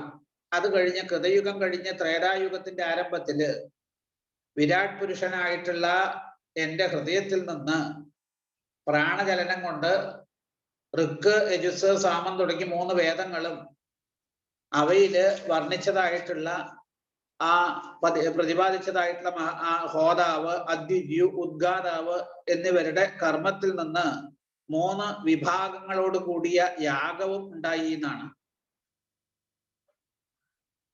അപ്പോ ഈ ത്രേതായുഗത്തിൽ തന്നെയാണ് വിരാട് സ്വരൂപനായിട്ടുള്ള എൻ്റെ മുഖത്ത് നിന്ന് ബ്രാഹ്മണരും, അതായത് ത്രേതാമുഖേ മഹാഭാഗ പ്രാണാന്മേ ഹൃദയാത്രയി വിദ്യ പ്രാതിരപൂൽത്തസ്യ അഹമാസം ദ്രവിൺമഖ വിപ്ര ക്ഷത്രിയ വിക്ഷൂദ്ര മുഖബാഹൂരുപാദജ വൈരാജാൽ പുരുഷാജാത ഈ ആത്മാചാര ലക്ഷണ. അതായത് ആ ത്രേതായുഗത്തിൽ തന്നെയാണ് വിരാട് സ്വരൂപനായിട്ടുള്ള ഭഗവാന്റെ മുഖത്ത് നിന്ന് ബ്രാഹ്മണര്, കൈകളിൽ നിന്ന് ക്ഷത്രിയര്, തൊടകളിൽ നിന്ന് വൈശ്യര്, കാലടികളിൽ നിന്ന് ശൂദ്രരുമാകുന്ന 4 വർണ്ണക്കാര് അവരുടെ ധർമ്മത്തോടു കൂടി ജനിക്കുകയാണ്. അപ്പൊ ത്രേതായുഗത്തിലാണ് വർണ്ണധർമ്മങ്ങളുടെയൊക്കെ തുടക്കം എന്നർത്ഥം. ആ വിരാട് പുരുഷനായിട്ടുള്ള എൻ്റെ ഹൃദയത്തിൽ നിന്ന് ബ്രഹ്മചര്യം, അരക്കെട്ടിൽ നിന്ന് ഗാർഹസ്ഥ്യം, മാറിടത്തിൽ നിന്ന് വാനപ്രസ്ഥം, ശിരസിൽ നിന്ന് സന്യാസാശ്രമം ഇങ്ങനെ ഉണ്ടാകുകയാണ്. ഈ വർണ്ണങ്ങളുടെയും ആശ്രമങ്ങളുടെയൊക്കെ സ്വഭാവം അവയുടെ ജന്മസ്ഥാനങ്ങളെ അനുസരിച്ച് ഉത്തമവും മധ്യവും അധമവും ഒക്കെ ആയിട്ട് തീരാറുണ്ട് എന്നാണ്. അതായത് വർണ്ണാനാം ആശ്രമാണാം ജ ജന്മഭൂമി അനുസാരിണി ആസൻ പ്രകൃതയോ നീണാം നീജേ നീജോത്തമോത്തമ. അപ്പൊ വർണ്ണങ്ങൾക്കും ആശ്രമങ്ങൾക്കും ജന്മസ്ഥാനങ്ങളെ അടിസ്ഥാനമാക്കിയിട്ട് മനുഷ്യരിലെ ഉത്തമം, നീചം, അധമം തുടങ്ങിയിട്ടുള്ള നിലകളൊക്കെ ഉണ്ടാവുകയാണ്. അതായത് യഥാർത്ഥത്തിൽ ശരീരത്തിലെ അവയവങ്ങളെല്ലാം ഒരുപോലെ ആവശ്യമാണ്. അതിൻ്റെ ഇടയിൽ ഉത്തമമെന്നോ നീചമെന്നോ ഉള്ള ഭേദങ്ങളൊന്നും ഇല്ല. ഓരോ അവയവവും അതിൻ്റെതായിട്ട് ധർമ്മം ശരിയായിട്ട് ചെയ്യേണ്ടത് ശരീരത്തിന്റെ നിലനിൽപ്പിന് അത്യാവശ്യമാണ്. അതുപോലെ ഈശ്വരന്റെ ശരീരത്തിലെ വിവിധ അവയവങ്ങളിൽ നിന്നുണ്ടായ വിവിധ വർണ്ണങ്ങൾക്കും ആശ്രമങ്ങൾക്കും അവരിലുള്ള ഗുണധർമ്മങ്ങൾ അനുസരിച്ച് ചെയ്യേണ്ട കർമ്മങ്ങളും ധർമ്മങ്ങളും ഭഗവാൻ നിശ്ചയിച്ചിട്ടുണ്ട്. ആ ഗുണത്തിനനുസരിച്ച് അവരവരെ ധർമ്മം അനുഷ്ഠിച്ചു കഴിഞ്ഞാൽ സമൂഹത്തിന് ഉയർച്ചയുണ്ടാവും. അല്ലാതെ ജാതികള് തമ്മില് ഭഗവാൻ ജാതികൾക്ക് തമ്മിൽ ഉച്ചനീചത്വം ഒന്നും കൽപ്പിച്ചിട്ടില്ല. ഗീതയിൽ തന്നെ ഭഗവാൻ പറഞ്ഞിട്ടുണ്ട്, ചാതുർവർണ്ണ്യം മയാ സൃഷ്ടം ഗുണകർമ്മ വിഭാഗശ എന്നാണ്. ഇതിനെ മനുഷ്യന്മാര് തെറ്റിദ്ധാരണ കൊണ്ട് ദുർവ്യാഖ്യാനം ചെയ്ത് ഈ ജാതി വ്യവസ്ഥ ഉണ്ടാക്കി അതിൽ ഉച്ചനീചത്വം ഒക്കെ കൽപ്പിച്ചതാണ് നമ്മൾക്ക് വന്ന അബദ്ധം. ഇനി ആ വർണ്ണധർമ്മങ്ങളെ കുറിച്ച് പറയുമ്പോൾ ആ വർണ്ണക്കാരുടെയൊക്കെ സ്വഭാവത്തെ കുറിച്ച് പറയുകയാണ്. അതായത് ശമോധമ തപത്യ ശൗചം സന്തോഷ ശാന്തിരാർജവം മൽ ഭക്തിച്ചതയാ സത്യം ബ്രഹ്മപ്രകൃതയസ്തിമ. ബ്രാഹ്മണന്റെ അവസ്ഥയെ കുറിച്ച് പറയുകയാണ്. ബ്രാഹ്മണർ എപ്പോഴും സത്വഗുണ പ്രധാനികളാണ് ബ്രാഹ്മണർ എന്നാ പറയുക. അപ്പൊ സത്വഗുണം കൊണ്ടുണ്ടാവുന്ന അനുഭവങ്ങള്, അതായത് മനസ്സിനെയും ഇന്ദ്രിയങ്ങളെയൊക്കെ അടക്കുക, തപസ്, ശൗചം, സന്തോഷം, ക്ഷമ, സരളത, ഭഗവത് ഭക്തി, ദയ, സത്യം, ഇതൊക്കെയാണ് ബ്രാഹ്മണന്റെ സ്വഭാവം. അപ്പൊ ഈ ഗുണങ്ങൾ ആരിലൊക്കെ കണ്ടു അയാളെ ബ്രാഹ്മണനായിട്ട് കണക്കാക്കിക്കൊള്ളണം എന്നാണ് ശാസ്ത്രം. അത് കഴിഞ്ഞ് പിന്നെ അടുത്തത് ക്ഷത്രിയനാണ്. രജോ ഗുണപ്രധാനിയാണ് ക്ഷത്രിയൻ. കുറച്ച് ഒരു സത്വ ഗുണത്തിന്റെ ഭാവം ഇടയ്ക്ക് വന്നുകൂടായിക്കൊന്നുമില്ല. അതില് തേജസ്, ബലം, ധൈര്യം, ശൗര്യം, സഹനശീലം, ഉദാരത, പരിശ്രമം, സ്ഥിരത, ബ്രാഹ്മണ ഭക്തി, പ്രജകളെയൊക്കെ തന്റെ ആജ്ഞാനുസരണം പ്രവർത്തിപ്പിക്കാനുള്ള കഴിവ്, ഇതൊക്കെയാണ് ക്ഷത്രിയന്റെ സ്വഭാവം എന്നാണ്. ഇനി അടുത്തത് വൈശ്യനാണ്. രജോ ഗുണവും തമോ ഗുണവും കൂടിച്ചേർന്ന ഒരു കലർപ്പാണ് വൈശ്യനിൽ ഉണ്ടാവുക. ആ വൈശ്യന്റെ സ്വഭാവം എങ്ങനെയാണെന്നാണെങ്കിൽ വേദത്തിലുള്ള വിശ്വാസം, അതുപോലെ ദാനനിഷ്ഠ, കാപട്യമില്ലായ്മ, അതുപോലെ ബ്രാഹ്മണരെ സേവിക്കല്, ധനം എത്ര വളർന്നാലും പോരാ എന്നുള്ള തോന്നല്, ഇതൊക്കെ വൈശ്യന്റെ സ്വഭാവമാണ്. അപ്പോ ശാസ്ത്രത്തില് വൈശ്യനെ കൊണ്ട് മാത്രമേ സമ്പത്ത് സമ്പാദിക്കാൻ പറഞ്ഞിട്ടുള്ളൂ. അപ്പൊ സമ്പത്ത് സമ്പാദിക്കാനുള്ള അർഹത വൈശ്യന് മാത്രമാണ്. ബ്രാഹ്മണനോടും പറഞ്ഞിട്ടില്ല സമ്പത്ത് സമ്പാദിക്കാൻ, ക്ഷത്രിയനോടും പറഞ്ഞിട്ടില്ല, ശൂദ്രനോടും പറഞ്ഞിട്ടില്ല. ശാസ്ത്രത്തിലെ വൈശ്യനോട് മാത്രമേ ധനം സമ്പാദിക്കാൻ പറഞ്ഞിട്ടുള്ളൂ. അത് പോരാ എന്നുള്ള ഭാവത്തിൽ സമ്പാദിച്ചോളൂ എന്ന് പറഞ്ഞിട്ടുണ്ട്. അത് വിചാരിച്ച അധർമ്മ മാർഗത്തിലൂടെയൊന്നും ആവരുത് എന്നും പ്രത്യേകം അതായത് നിർദ്ദേശിച്ചിട്ടുണ്ട്. അപ്പൊ ഇങ്ങനെ നോക്കുമ്പോ ഇപ്പോ ശരിക്കും പറയുകയാണെന്ന് വെച്ചാൽ എന്റെ ഗുരുനാഥൻ പറയും, ഇപ്പൊ ബ്രാഹ്മണനും ഇല്ല, ക്ഷത്രിയനും ഇല്ല, ശൂദ്രനും ഇല്ല, ഒറ്റ വർണ്ണേ ഉള്ളൂ, വൈശ്യൻ മാത്രം എന്നാണ്. കാരണം എല്ലാവരുടെയും ആഗ്രഹം എന്താണ്? ഒക്കെ കുറെ കാശ് സമ്പാദിക്കണം, ധനം സമ്പാദിക്കണം എന്ന് മാത്രം, ജീവിത ലക്ഷ്യം അതാണെന്നാണ് ധരിച്ചു വെച്ചിരിക്കുന്നത്. അങ്ങനെ നോക്കുമ്പോൾ നമ്മളൊക്കെ വൈശ്യന്മാരായിട്ട് രീതിയാണ്. അത് കഴിഞ്ഞ് ഇനി ശൂദ്രന്റെ ലക്ഷണം പറയുകയാണ്. ബ്രാഹ്മണരെയും ദേവന്മാരെയും പശുക്കളെയും നിർവ്യാജം ശുശ്രൂഷിക്കുക, അതിൽ നിന്ന് കിട്ടുന്നത് കൊണ്ട് സന്തോഷിക്കുക, ഇതൊക്കെ ശൂദ്രവർണ്ണത്തിൽപ്പെട്ടവരുടെ സ്വഭാവമാണ്. പിന്നെ ആ വഞ്ചമന്മാരുണ്ട്, ഇത് നാലിലും പെടാത്ത കൂട്ടര്. ശുദ്ധിയില്ലായ്മ, അസത്യം പറയല്, മോഷ്ടിക്കല്, അതുപോലെ ഈശ്വര വിശ്വാസം ഇല്ലായ്മ, ആവശ്യമില്ലാതെ കലഹിക്കുക, കാമം, ക്രോധം, തൃഷ്ണ, ഇതൊക്കെ അന്ത്യജന്മാരുടെ സ്വഭാവമായിട്ടാണ് പറയുന്നത്. പിന്നെ ചില ഗുണങ്ങൾ എല്ലാവർക്കും ഒരുമിച്ച് വേണ്ടതാണ്. അതാണ് അഹിംസ, സത്യം, ആരുടെയും ഒന്ന് മോഷ്ടിക്കാതിരിക്കല്, കാമക്രോധ ലോഭങ്ങളെ അകറ്റല്, മറ്റുള്ളവർക്ക് ഹിതവും പ്രിയപ്പെട്ടതുമായിട്ടുള്ള പ്രവൃത്തികൾ ചെയ്യല്. ഇത് 4 വർണ്ണത്തിലും പെട്ട ആളുകളുടെ അല്ലെങ്കിൽ 4 വർണ്ണത്തിലും പെട്ട ആളുകൾ അനുഷ്ഠിക്കേണ്ട ധർമ്മങ്ങളാണ് എന്നാണ്. ഇനി ആശ്രമധർമ്മങ്ങളെ പറഞ്ഞു തരാമെന്നാണ്. അതായത് ബ്രാഹ്മണ ക്ഷത്രിയ വൈശ്യരാകുന്ന 3 വർണ്ണത്തിൽപ്പെട്ട ആളുകൾക്കും ഉപനയന സംസ്കാരത്തിന് അർഹതയുണ്ട് എന്നാണ്. അപ്പൊ നമ്മൾ വർണ്ണം നിശ്ചയിക്കുന്നത് ബ്രാഹ്മണൻ, ക്ഷത്രിയൻ, വൈശ്യൻ, ശൂദ്രൻ എന്ന വർണ്ണം നിശ്ചയിക്കുന്നത് ഇപ്പൊ നേരത്തെ പറഞ്ഞ പോലെ സ്വഭാവം നോക്കിയിട്ടാണ് താൻ ഏത് വർണ്ണത്തിൽപ്പെട്ടവനാണെന്ന് നിശ്ചയിക്കേണ്ടത്. അപ്പോ ശരിക്കും പറഞ്ഞാൽ നമ്മുടെ സ്വഭാവം നോക്കിയിട്ട് നമുക്ക് തന്നെ നിശ്ചയിക്കാം ഞാൻ ഏത് വർണ്ണത്തിൽപ്പെട്ട ആളാണ് എന്നാണ്. സ്വഭാവ ഗുണമാർഗേണ എന്നാണ്. അപ്പൊ അവനവന്റെ സ്വഭാവവും ഗുണത്തിനും അനുസരിച്ചിട്ടാണ് വർണ്ണങ്ങൾ കണക്കാക്കുന്നത്. അതില് ബ്രാഹ്മണൻ, ക്ഷത്രിയൻ, വൈശ്യൻ ഈ 3 കൂട്ടർക്ക് ഉപനയന സംസ്കാരത്തിന് അർഹതയുണ്ട്. ശൂദ്രന് മാത്രമേ ഇല്ലായികയുള്ളൂ. അപ്പൊ ഈ ഉപനയനം കഴിയുമ്പോഴാണ് ദ്വിജനാവുക. അപ്പൊ ഉപനയനം കഴിഞ്ഞാല് ബ്രഹ്മചര്യാശ്രമത്തിലേക്ക് പ്രവേശിച്ചു. അതൊക്കെ ഒരു പ്രത്യേക വയസ്സിന്റെ സമ്പ്രദായമൊക്കെ ഉണ്ട്. ബ്രാഹ്മണർക്ക് ഇത്ര വയസ്സിൽ വേണം, ക്ഷത്രിയന്മാർക്ക് ഇത്ര വയസ്സിൽ, അതുപോലെ വൈശ്യന്മാർക്ക് ഇത്ര വയസ്സിൽ ഉപനയനം എന്നൊക്കെ കണക്കുണ്ട്. അത് ചില വ്യത്യാസങ്ങളൊക്കെ ഉണ്ട് ചില ദേശത്തിനനുസരിച്ചിട്ടൊക്കെ. ഏതായാലും ഈ ഉപനയനം കഴിഞ്ഞാൽ ബ്രഹ്മചര്യാശ്രമത്തിലേക്ക് പ്രവേശിച്ചു കഴിഞ്ഞു. പിന്നീട് ഗുരുകുലത്തിൽ താമസിച്ച് ഇന്ദ്രിയങ്ങളെയൊക്കെ അടക്കിയവനായിട്ട് വേദം പഠിക്കണം എന്നാണ് എപ്പോഴും സ്വാമിജി പറയുന്നത്. അതായത് ഈ വർണ്ണാശ്രമ ധർമ്മങ്ങളെയൊക്കെ പറയുന്ന സമയത്ത് ബ്രഹ്മചര്യാശ്രമമാണ് ആശ്രമങ്ങളുടെ അടിസ്ഥാനമായിട്ടിരിക്കുന്നത്. അടിത്തറ അതാണ്. അപ്പൊ അവിടെയാണ് നമ്മൾ ശ്രദ്ധിക്കേണ്ടത് എന്നാണ്. ബ്രഹ്മചര്യം പരമം തപ എന്നാണ് ശാസ്ത്രം. ബ്രഹ്മചര്യാശ്രമത്തിലൂടെ പരമമായിട്ടുള്ള തപസ്സാണ് അവിടെ നിന്നാണ്. ഈ തപസ് എന്ന് വെച്ചാൽ ഒരുപാട് അർത്ഥങ്ങളുണ്ട് തപസ്സിന്. ഇപ്പൊ ഇന്ദ്രിയ മനോബുദ്ധികളെ നിയന്ത്രിക്കല്, അതുപോലെ ശരീരത്തെ ശരിക്ക് മറന്ന് ആ ഈശ്വര പ്രാപ്തി അല്ലെങ്കിൽ മറ്റുള്ളവരെ സേവിക്കല്, സ്വന്തം ശരീരത്തെ മറന്നുകൊണ്ട്, അതൊക്കെ തപസ്സാണ്. അതൊക്കെ ബ്രഹ്മചര്യാശ്രമത്തിൽ വെച്ചാണ് നമ്മൾ അനുഷ്ഠിക്കേണ്ടത്. അല്ലെങ്കിൽ അവിടെ നിന്നാണ് അതിൻ്റെയൊക്കെ അടിസ്ഥാനം പഠിക്കേണ്ടത് എന്നർത്ഥം. അപ്പൊ ബ്രഹ്മചര്യാശ്രമമാണ് ശരിക്കും പറഞ്ഞ എല്ലാ ആശ്രമങ്ങളുടെയും ഭാവിയെ നിർണയിക്കുന്നത്. അപ്പൊ ബ്രഹ്മചര്യാശ്രമം നന്നാവണം. അതിപ്പോ തീരെ ബ്രഹ്മചര്യാശ്രമത്തിൽ ബ്രഹ്മചര്യം എന്നുള്ള ഭാവം ഇല്ലല്ലോ. പണ്ടൊക്കെ ഗുരുകുല വിദ്യാഭ്യാസ കാലത്തൊക്കെയാണ് ആ ഒരു സമ്പ്രദായം. ഇന്നിപ്പോ അതിനൊന്നും ഒരു പ്രാധാന്യവും കൊടുക്കണില്ല. ബ്രഹ്മചര്യാശ്രമത്തില് ബ്രഹ്മചര്യത്തിന് ഒക്കെ തോന്നിയതുപോലെ മൃഗങ്ങളെ പോലെയാണ് ഇപ്പൊ നമ്മള് ആ കുട്ടികളുടെയൊക്കെ ആ ഭാവം, നമ്മുടെ കുട്ടികളുടെയൊക്കെ ഭാവം എന്നാണ്. കാരണം അങ്ങനെ ആയിട്ട് തീർന്നിരിക്കുക. അതാണ് ശരി. അങ്ങനെ ആയാലേ അവര് പഠിക്കുന്ന കാര്യങ്ങളിലൊക്കെ മുടുക്ക് തെളിയിക്കുള്ളൂ എന്നൊക്കെയാണ് അവർ കണക്കാക്കുന്നത്. നിയന്ത്രണം ഒന്നും വരാൻ പാടില്ല എന്നൊക്കെയാണ്. അത് ശരിക്ക് മനുഷ്യനെ മൃഗത്തിന് സമാനമായിട്ട് അധപ്പതിപ്പിക്കുകയാണ്.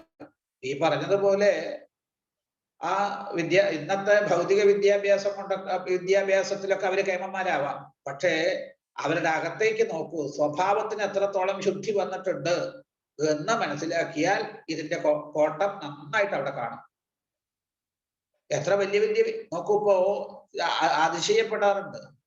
നല്ല തരത്തില് വിദ്യാഭ്യാസത്തിലൊക്കെ പുരോഗമിച്ച് ആ ഹൈലി ക്വാളിഫൈഡ് ആയിട്ടുള്ള ആളുകള് അവരാണ് ലോകത്തെ നശിപ്പിക്കാനുള്ള പ്രവർത്തനങ്ങൾക്ക് അവര് പഠിച്ച കാര്യങ്ങളെ കൊണ്ട് ലോകത്തെ നശിപ്പിക്കാൻ വേണ്ടിയിട്ടാണ് അവര് ഓരോ സംഘടനകളിൽ ചേർന്നിട്ട് പ്രവർത്തിക്കുന്നത്. ഒന്ന് ആലോചിച്ച് നോക്കൂ.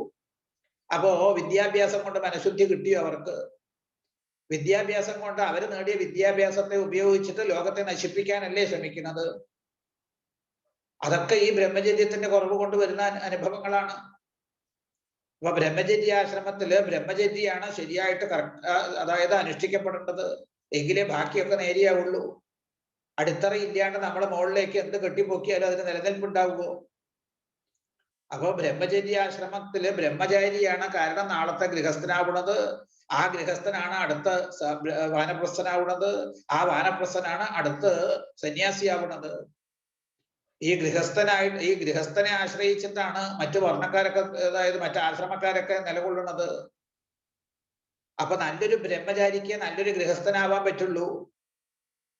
നല്ലൊരു ഗൃഹസ്ഥനെ നല്ലൊരു വാനപ്രസ്ഥനാവാൻ പറ്റുള്ളൂ. നല്ലൊരു വാനപ്രസ്ഥനെ നല്ലൊരു സന്യാസിയാവാൻ പറ്റുള്ളൂ. അപ്പൊ നല്ലൊരു സന്യാസിക്ക് ശരിക്ക് ആ ജീവിത ലക്ഷ്യത്തെ സാക്ഷാത്കരിക്കാൻ പറ്റുള്ളൂ. നല്ലൊരു ബ്രഹ്മചാരിക്ക് ആ ബ്രഹ്മചര്യത്തിലൂടെ തന്നെ ജീവിത ലക്ഷ്യത്തിലെത്താം. നല്ലൊരു ഗൃഹസ്ഥന് ആ ഗൃഹസ്ഥ ധർമ്മത്തിലൂടെ തന്നെ ആ ജീവിത ലക്ഷ്യത്തിലെത്താം. അപ്പൊ അതിന് ഇവിടെ ആ ബ്രഹ്മചര്യത്തിന് പ്രാധാന്യം കൊടുക്കണം എന്നാണ് ശാസ്ത്രം. ആ ഗുരുകുലത്തിൽ താമസിച്ച് ഇന്ദ്രിയങ്ങളെയൊക്കെ അടക്കി വേദം പഠിക്കുക, മുഞ്ചപ്പുലിൽ മേഖല, കൃഷ്ണമൃഗത്തോല്, ദണ്ഡ്, കമണ്ടലു, ജപമാല ഇതൊക്കെ ധരിച്ചുകൊണ്ട് ശരീരാഭിമാനം വളരത്തക്ക വിധത്തിലുള്ള വസ്ത്രങ്ങള്, അലങ്കാരങ്ങള് ഇതിനെയൊക്കെ വർജിച്ചു കൊണ്ടുവേണം ബ്രഹ്മചാരി ജീവിക്കാൻ. അതായത് അല്പാഹാരം, ജീർണ വസ്ത്രം, ഇതൊക്കെയാണ് ബ്രഹ്മചാരിക്ക് പറഞ്ഞിരിക്കുന്നത്. ആഹാരം അല്പമായിട്ട്, അതുപോലെ വസ്ത്രത്തിലൊന്നും വലിയ ഭ്രമം പാടില്ല എന്നാണ്. അതുകൊണ്ടാണ് ജീർണ വസ്ത്രം എന്നൊക്കെ പറഞ്ഞത്. അതുപോലെ ശരീരം കൃശമായിരിക്കണം ബ്രഹ്മചാരിക്ക് എന്നാണ്. അങ്ങനെയൊക്കെ ശാസ്ത്രം പറയുന്നുണ്ട്. പിന്നെ ഉറക്കം ശരിക്ക് ഒരു ശ്വാവിന്റെ ഉറക്കം പോലെ പാടുള്ളൂ എന്നാണ്. അതായത് പെട്ടെന്ന് ഉണരും, ശബ്ദമൊക്കെ കേൾക്കുമ്പോൾ ശ്വാവ്, അതുപോലെ. അപ്പൊ അങ്ങനെയൊക്കെയാണ് അഷ്ടാംഗ മൈഥുനം എന്നൊരു ഭാവമുണ്ട്. ഈ അഷ്ടാംഗ മൈഥുനത്തിൽ നിന്ന് ബ്രഹ്മചാരി വിട്ടു നിൽക്കണം എന്നാണ് ശാസ്ത്രം പറയുക. അതൊക്കെ പറഞ്ഞാൽ ഇപ്പോ ഇന്നതൊക്കെ അത് പറഞ്ഞ് കേട്ട് കഴിഞ്ഞാൽ തന്നെ അത് പരിഹാസമായിട്ടാണ് തോന്നുക. പക്ഷേ അതിന്റെ ഭാവം നമ്മൾ ശരിയായിട്ട് ഉൾക്കൊണ്ട് കഴിഞ്ഞാൽ അത് വേണം എന്ന് നമുക്ക് തോന്നും, സംശയമൊന്നുമില്ല. അപ്പൊ ഇവിടെ ശരീരാഭിമാനം വളരത്തക്ക വിധത്തിലുള്ള വസ്ത്രങ്ങളും അലങ്കാരങ്ങളൊക്കെ വർജിക്കണം എന്നാണ്. അതുപോലെ സ്നാനം, ഹോമം, ജപം, ഭോജനം ഇതൊക്കെ മൗനത്തോടു കൂടി ചെയ്യണം. ബ്രഹ്മചാരി ഒരിക്കലും വീര്യം നഷ്ടപ്പെടാൻ ഇടവരാത്ത വിധത്തിൽ വേണം ജീവിക്കാൻ. അങ്ങനെ നോക്കി ഇപ്പൊ വല്ലയിടത്തും ഉണ്ടെന്ന് ആലോചിച്ച് നോക്കൂ. അതുപോലെ അഗ്നി, ഗുരു, സൂര്യൻ, ബ്രാഹ്മണൻ, പശുക്കള്, ഗുരുഭൂതന്മാര്, ദേവന്മാര്, വൃദ്ധന്മാര് ഇവരെയൊക്കെ നിത്യം ഉപാസിക്കണം. അതുപോലെ പ്രാതസന്ധ്യയ്ക്കും സായം സന്ധ്യയ്ക്കും മൗനമായിട്ടിരുന്ന് സന്ധ്യാവന്ദനാദി ക്രിയകളൊക്കെ ചെയ്യണം. ഗുരുവിനെ എപ്പോഴും ഈശ്വരഭാവത്തിൽ ബഹുമാനിക്കണം. ഒരിക്കലും ഗുരു മനുഷ്യനാണ് എന്നുള്ളൊരു തോന്നല് ഉള്ളിൽ വരാനേ പാടില്ല, ഒരു അവഗണന വരരുത്. പിന്നെ ഗുരു അനുവദിച്ചു കഴിഞ്ഞാൽ ഒരു നേരം ആഹാരം കഴിക്കുക. ഗുരുവിനെ എപ്പോഴും സേവിച്ചുകൊണ്ട് ശുശ്രൂഷിച്ചുകൊണ്ട് കഴിയണം. ഈ വിദ്യാഭ്യാസം കഴിയുന്നത് വരെ ഗുരു ശുശ്രൂഷ ചെയ്തുകൊണ്ട് ജീവിക്കുന്ന ബ്രഹ്മചാരിക്കാണ് ശാസ്ത്രത്തില് ഉപകുർവാണ ബ്രഹ്മചാരി എന്ന് പറയുക. ഒക്കെ ആ തൃതീയ സ്കന്ധത്തിലെ ഈ ബ്രഹ്മചര്യത്തെയൊക്കെ പറയുമ്പോ അതിന്റെ ആ 2-3 തരത്തിലുള്ള ബ്രഹ്മചാരിമാരെ അവിടെ പറഞ്ഞു തരുന്നുണ്ട് തൃതീയ സ്കന്ധത്തില്.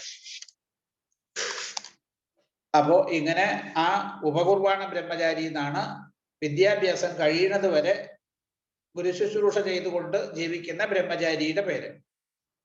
അത് കഴിഞ്ഞ് പിന്നെ ബ്രഹ്മലോകപ്രാപ്തി ആഗ്രഹിക്കുകയാണെങ്കിൽ ജീവിതകാലം മുഴുവൻ വേദപാരായണമായിട്ട് കഴിയണം. ആ ജീവിതകാലം മുഴുവൻ ആ ബ്രഹ്മചര്യം സ്വീകരിച്ച് വേദപാരായണമായിട്ട് കഴിയുന്ന ബ്രഹ്മചാരിക്കാണ് നൈഷ്ഠിക ബ്രഹ്മചാരി എന്ന് പേര്. ഇപ്പൊ ഭീഷ്മരെയൊക്കെ അങ്ങനെയാണല്ലോ നമ്മൾ പറയുക. അഗ്നിയിലും ഗുരുവിലും ആത്മാവായിട്ടുള്ള തന്നിലും സകല ജീവജാലങ്ങളിലും പരമാത്മാവായിട്ടുള്ള എന്നെ ഭേദഭാവന ഇല്ലാതെ ഉപാസിച്ചുകൊണ്ട് വേണം ജീവിക്കാൻ നൈഷ്ഠിക ബ്രഹ്മചാരി എന്നാണ്. ഈ നൈഷ്ഠിക ബ്രഹ്മചാരി ഒരിക്കലും സ്ത്രീകളെ നോക്കല്, സ്പർശിക്കല്, അവരോട് സംസാരിക്കല്, തമാശ പറയല് ഇതിനെ സമ്പൂർണമായിട്ട് വർജിക്കണം എന്നാണ്. അതുപോലെ ശൗചം, ആചമനം, സ്നാനം, സന്ധ്യാവന്ദനം, അതുപോലെ നിഷ്കപട ഭാവം, തീർത്ഥസേവ, ജപം, എല്ലാ ജീവജാലങ്ങളിലും പരമാത്മ സ്വരൂപത്തെ കാണല്, മനസ്സിനെയും വാക്കിനെയും ശരീരത്തെയും ഒക്കെ അടക്കുക.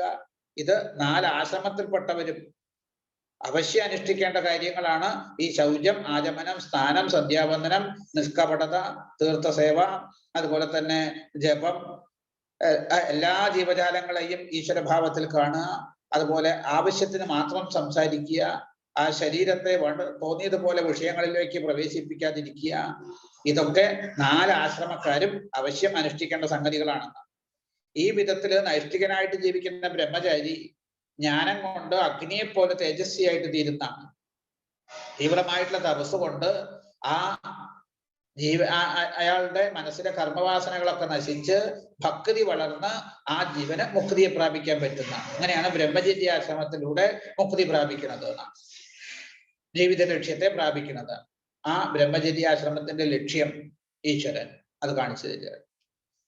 അല്ല ഇനിയിപ്പോ ബ്രഹ്മചാരി ഗൃഹസ്ഥ ജീവിതത്തിലേക്ക് പ്രവേശിക്കാൻ ആഗ്രഹിക്കണമെന്ന് വിചാരിക്കുക. അതായത് വേണ്ടത്ര വൈരാഗ്യമൊന്നും വന്നിട്ടില്ല, അത്യാവശ്യം ലോകപദാർത്ഥങ്ങളിലൊക്കെ ആഗ്രഹമുണ്ട്, അങ്ങനെയുള്ള ആള് നൈഷ്ഠിക ബ്രഹ്മചാരിയായിട്ട് ഇരിക്കേണ്ട അവിടെ. പിന്നെന്ത് വേണം? ഗുരുനാഥന് ദക്ഷിണയൊക്കെ കൊടുത്ത് സമാവർത്തനം കഴിഞ്ഞ് ആശ്രമത്തിൽ, അതായത് അച്ഛൻ വന്ന വീട്ടിലേക്ക് കൂട്ടിക്കൊണ്ടുപോകും. ഇനി ആശ്രമം ഇല്ലാതിരിക്കാൻ പാടില്ല എന്നാണ് ശാസ്ത്രം. ബ്രഹ്മചര്യ ആശ്രമം കഴിഞ്ഞാൽ ഉടനെ അടുത്ത ആശ്രമത്തിലേക്ക് പ്രവേശിക്കണം എന്നാണ്. അതിപ്പോ ഒന്നും മിക്കയിടത്തും അതൊന്നും കാണാറില്ല. ബ്രഹ്മചര്യ ആശ്രമം കഴിഞ്ഞാൽ പിന്നെ ആ അതായത് ഗൃഹസ്ഥാശ്രമം, അത് ബ്രഹ്മചര്യാശ്രമം കഴിഞ്ഞു കഴിഞ്ഞാൽ അതിന് എത്രയെന്നൊക്കെ ഉണ്ട്. അതിപ്പോ അതൊന്നും ഇല്ല. ഇപ്പൊ പലയിടത്തും നോക്കിയ ഈ ആശ്രമ സമ്പ്രദായം തന്നെ ഇല്ലാത്തൊരവസ്ഥ ചിലയിടത്തൊക്കെ കാണാൻ പറ്റും. ചില കൂട്ടരുടെ ഇടയിൽ വിവാഹത്തിന് മുമ്പ് തലേന്ന്, അതായത് സമാവർത്തനം ചെയ്യും. അത് ചില കൂട്ടരുടെ ഇടയിൽ കണ്ടിട്ടുണ്ട്. അപ്പോ സങ്കല്പപ്രകാരം അവര് വിവാഹം വരെ ഉള്ള കാലം ആ ബ്രഹ്മചര്യാശ്രമത്തിലാണ് എന്ന ആണ് അവരുടെ സങ്കല്പം. അപ്പൊ ഇവിടെ ആ ബ്രഹ്മചാരി ഗൃഹസ്ഥ ജീവിതത്തിലേക്ക് പ്രവേശിക്കാൻ ആഗ്രഹിക്കുന്നുണ്ടെങ്കിൽ വിദ്യാഭ്യാസത്തിന് ശേഷം, അതായത് വേദം പഠിച്ച് ഈ ധർമ്മസ്വരൂപം മനസ്സിലാക്കലാണ് വിദ്യാഭ്യാസം കൊണ്ട് സാധിക്കേണ്ടത്. അപ്പൊ അത് മനസ്സിലാക്കിയ ശേഷം ഗുരുവിന് ദക്ഷിണയൊക്കെ കൊടുത്ത് അദ്ദേഹത്തിന്റെ അനുഗ്രഹമൊക്കെ വാങ്ങിയിട്ട് ബ്രഹ്മചര്യവ്രതം അവസാനിപ്പിക്കുന്നതായിട്ടുള്ള സ്നാനമൊക്കെ ചെയ്യുക. അതിനുശേഷം വീട്ടിലേക്ക് മടങ്ങി വന്ന് തന്റെ വർണ്ണത്തിൽപ്പെട്ടവളും സൽസ്വഭാവിയും തന്നെക്കാള് പ്രായം കുറഞ്ഞവളുമായ നല്ല കുലത്തിൽ ജനിച്ച ഒരു കന്യകയെ വിവാഹം കഴിക്കുക എന്നാണ്. എന്തിനു വേണ്ടിയിട്ടാണ് കന്യകയെ സ്വീകരിക്കുന്നത്? ധർമാചരണത്തിന് സഹായമായിട്ട് തീരാൻ വേണ്ടിയിട്ട് പത്നിയെ സ്വീകരിക്കുന്നത്. യാഗം, വേദപഠനം, ദാനം എന്നിവ ബ്രാഹ്മണ, ക്ഷത്രിയ, വൈശ്യരായിട്ടുള്ള 3 വർണ്ണത്തിൽപ്പെട്ടവർ അനുഷ്ഠിക്കേണ്ട കർമ്മങ്ങളാണ്. അപ്പൊ ഇങ്ങനെ ഇപ്പൊ ബ്രഹ്മചാരി ഗൃഹസ്ഥാശ്രമത്തിലേക്ക് പ്രവേശിച്ച് ആ ഗൃഹസ്ഥാശ്രമത്തിലെ ധർമാചരണത്തിന് ഒരു കോട്ടവും കൂടാതെ, അതായത് ഭാര്യയായിട്ടിരിക്കുന്ന ആളും ഭർത്താവായിട്ടിരിക്കുന്ന ആളും ധർമാചരണം ചെയ്യുക. അപ്പൊ അതിനാണ് ഈ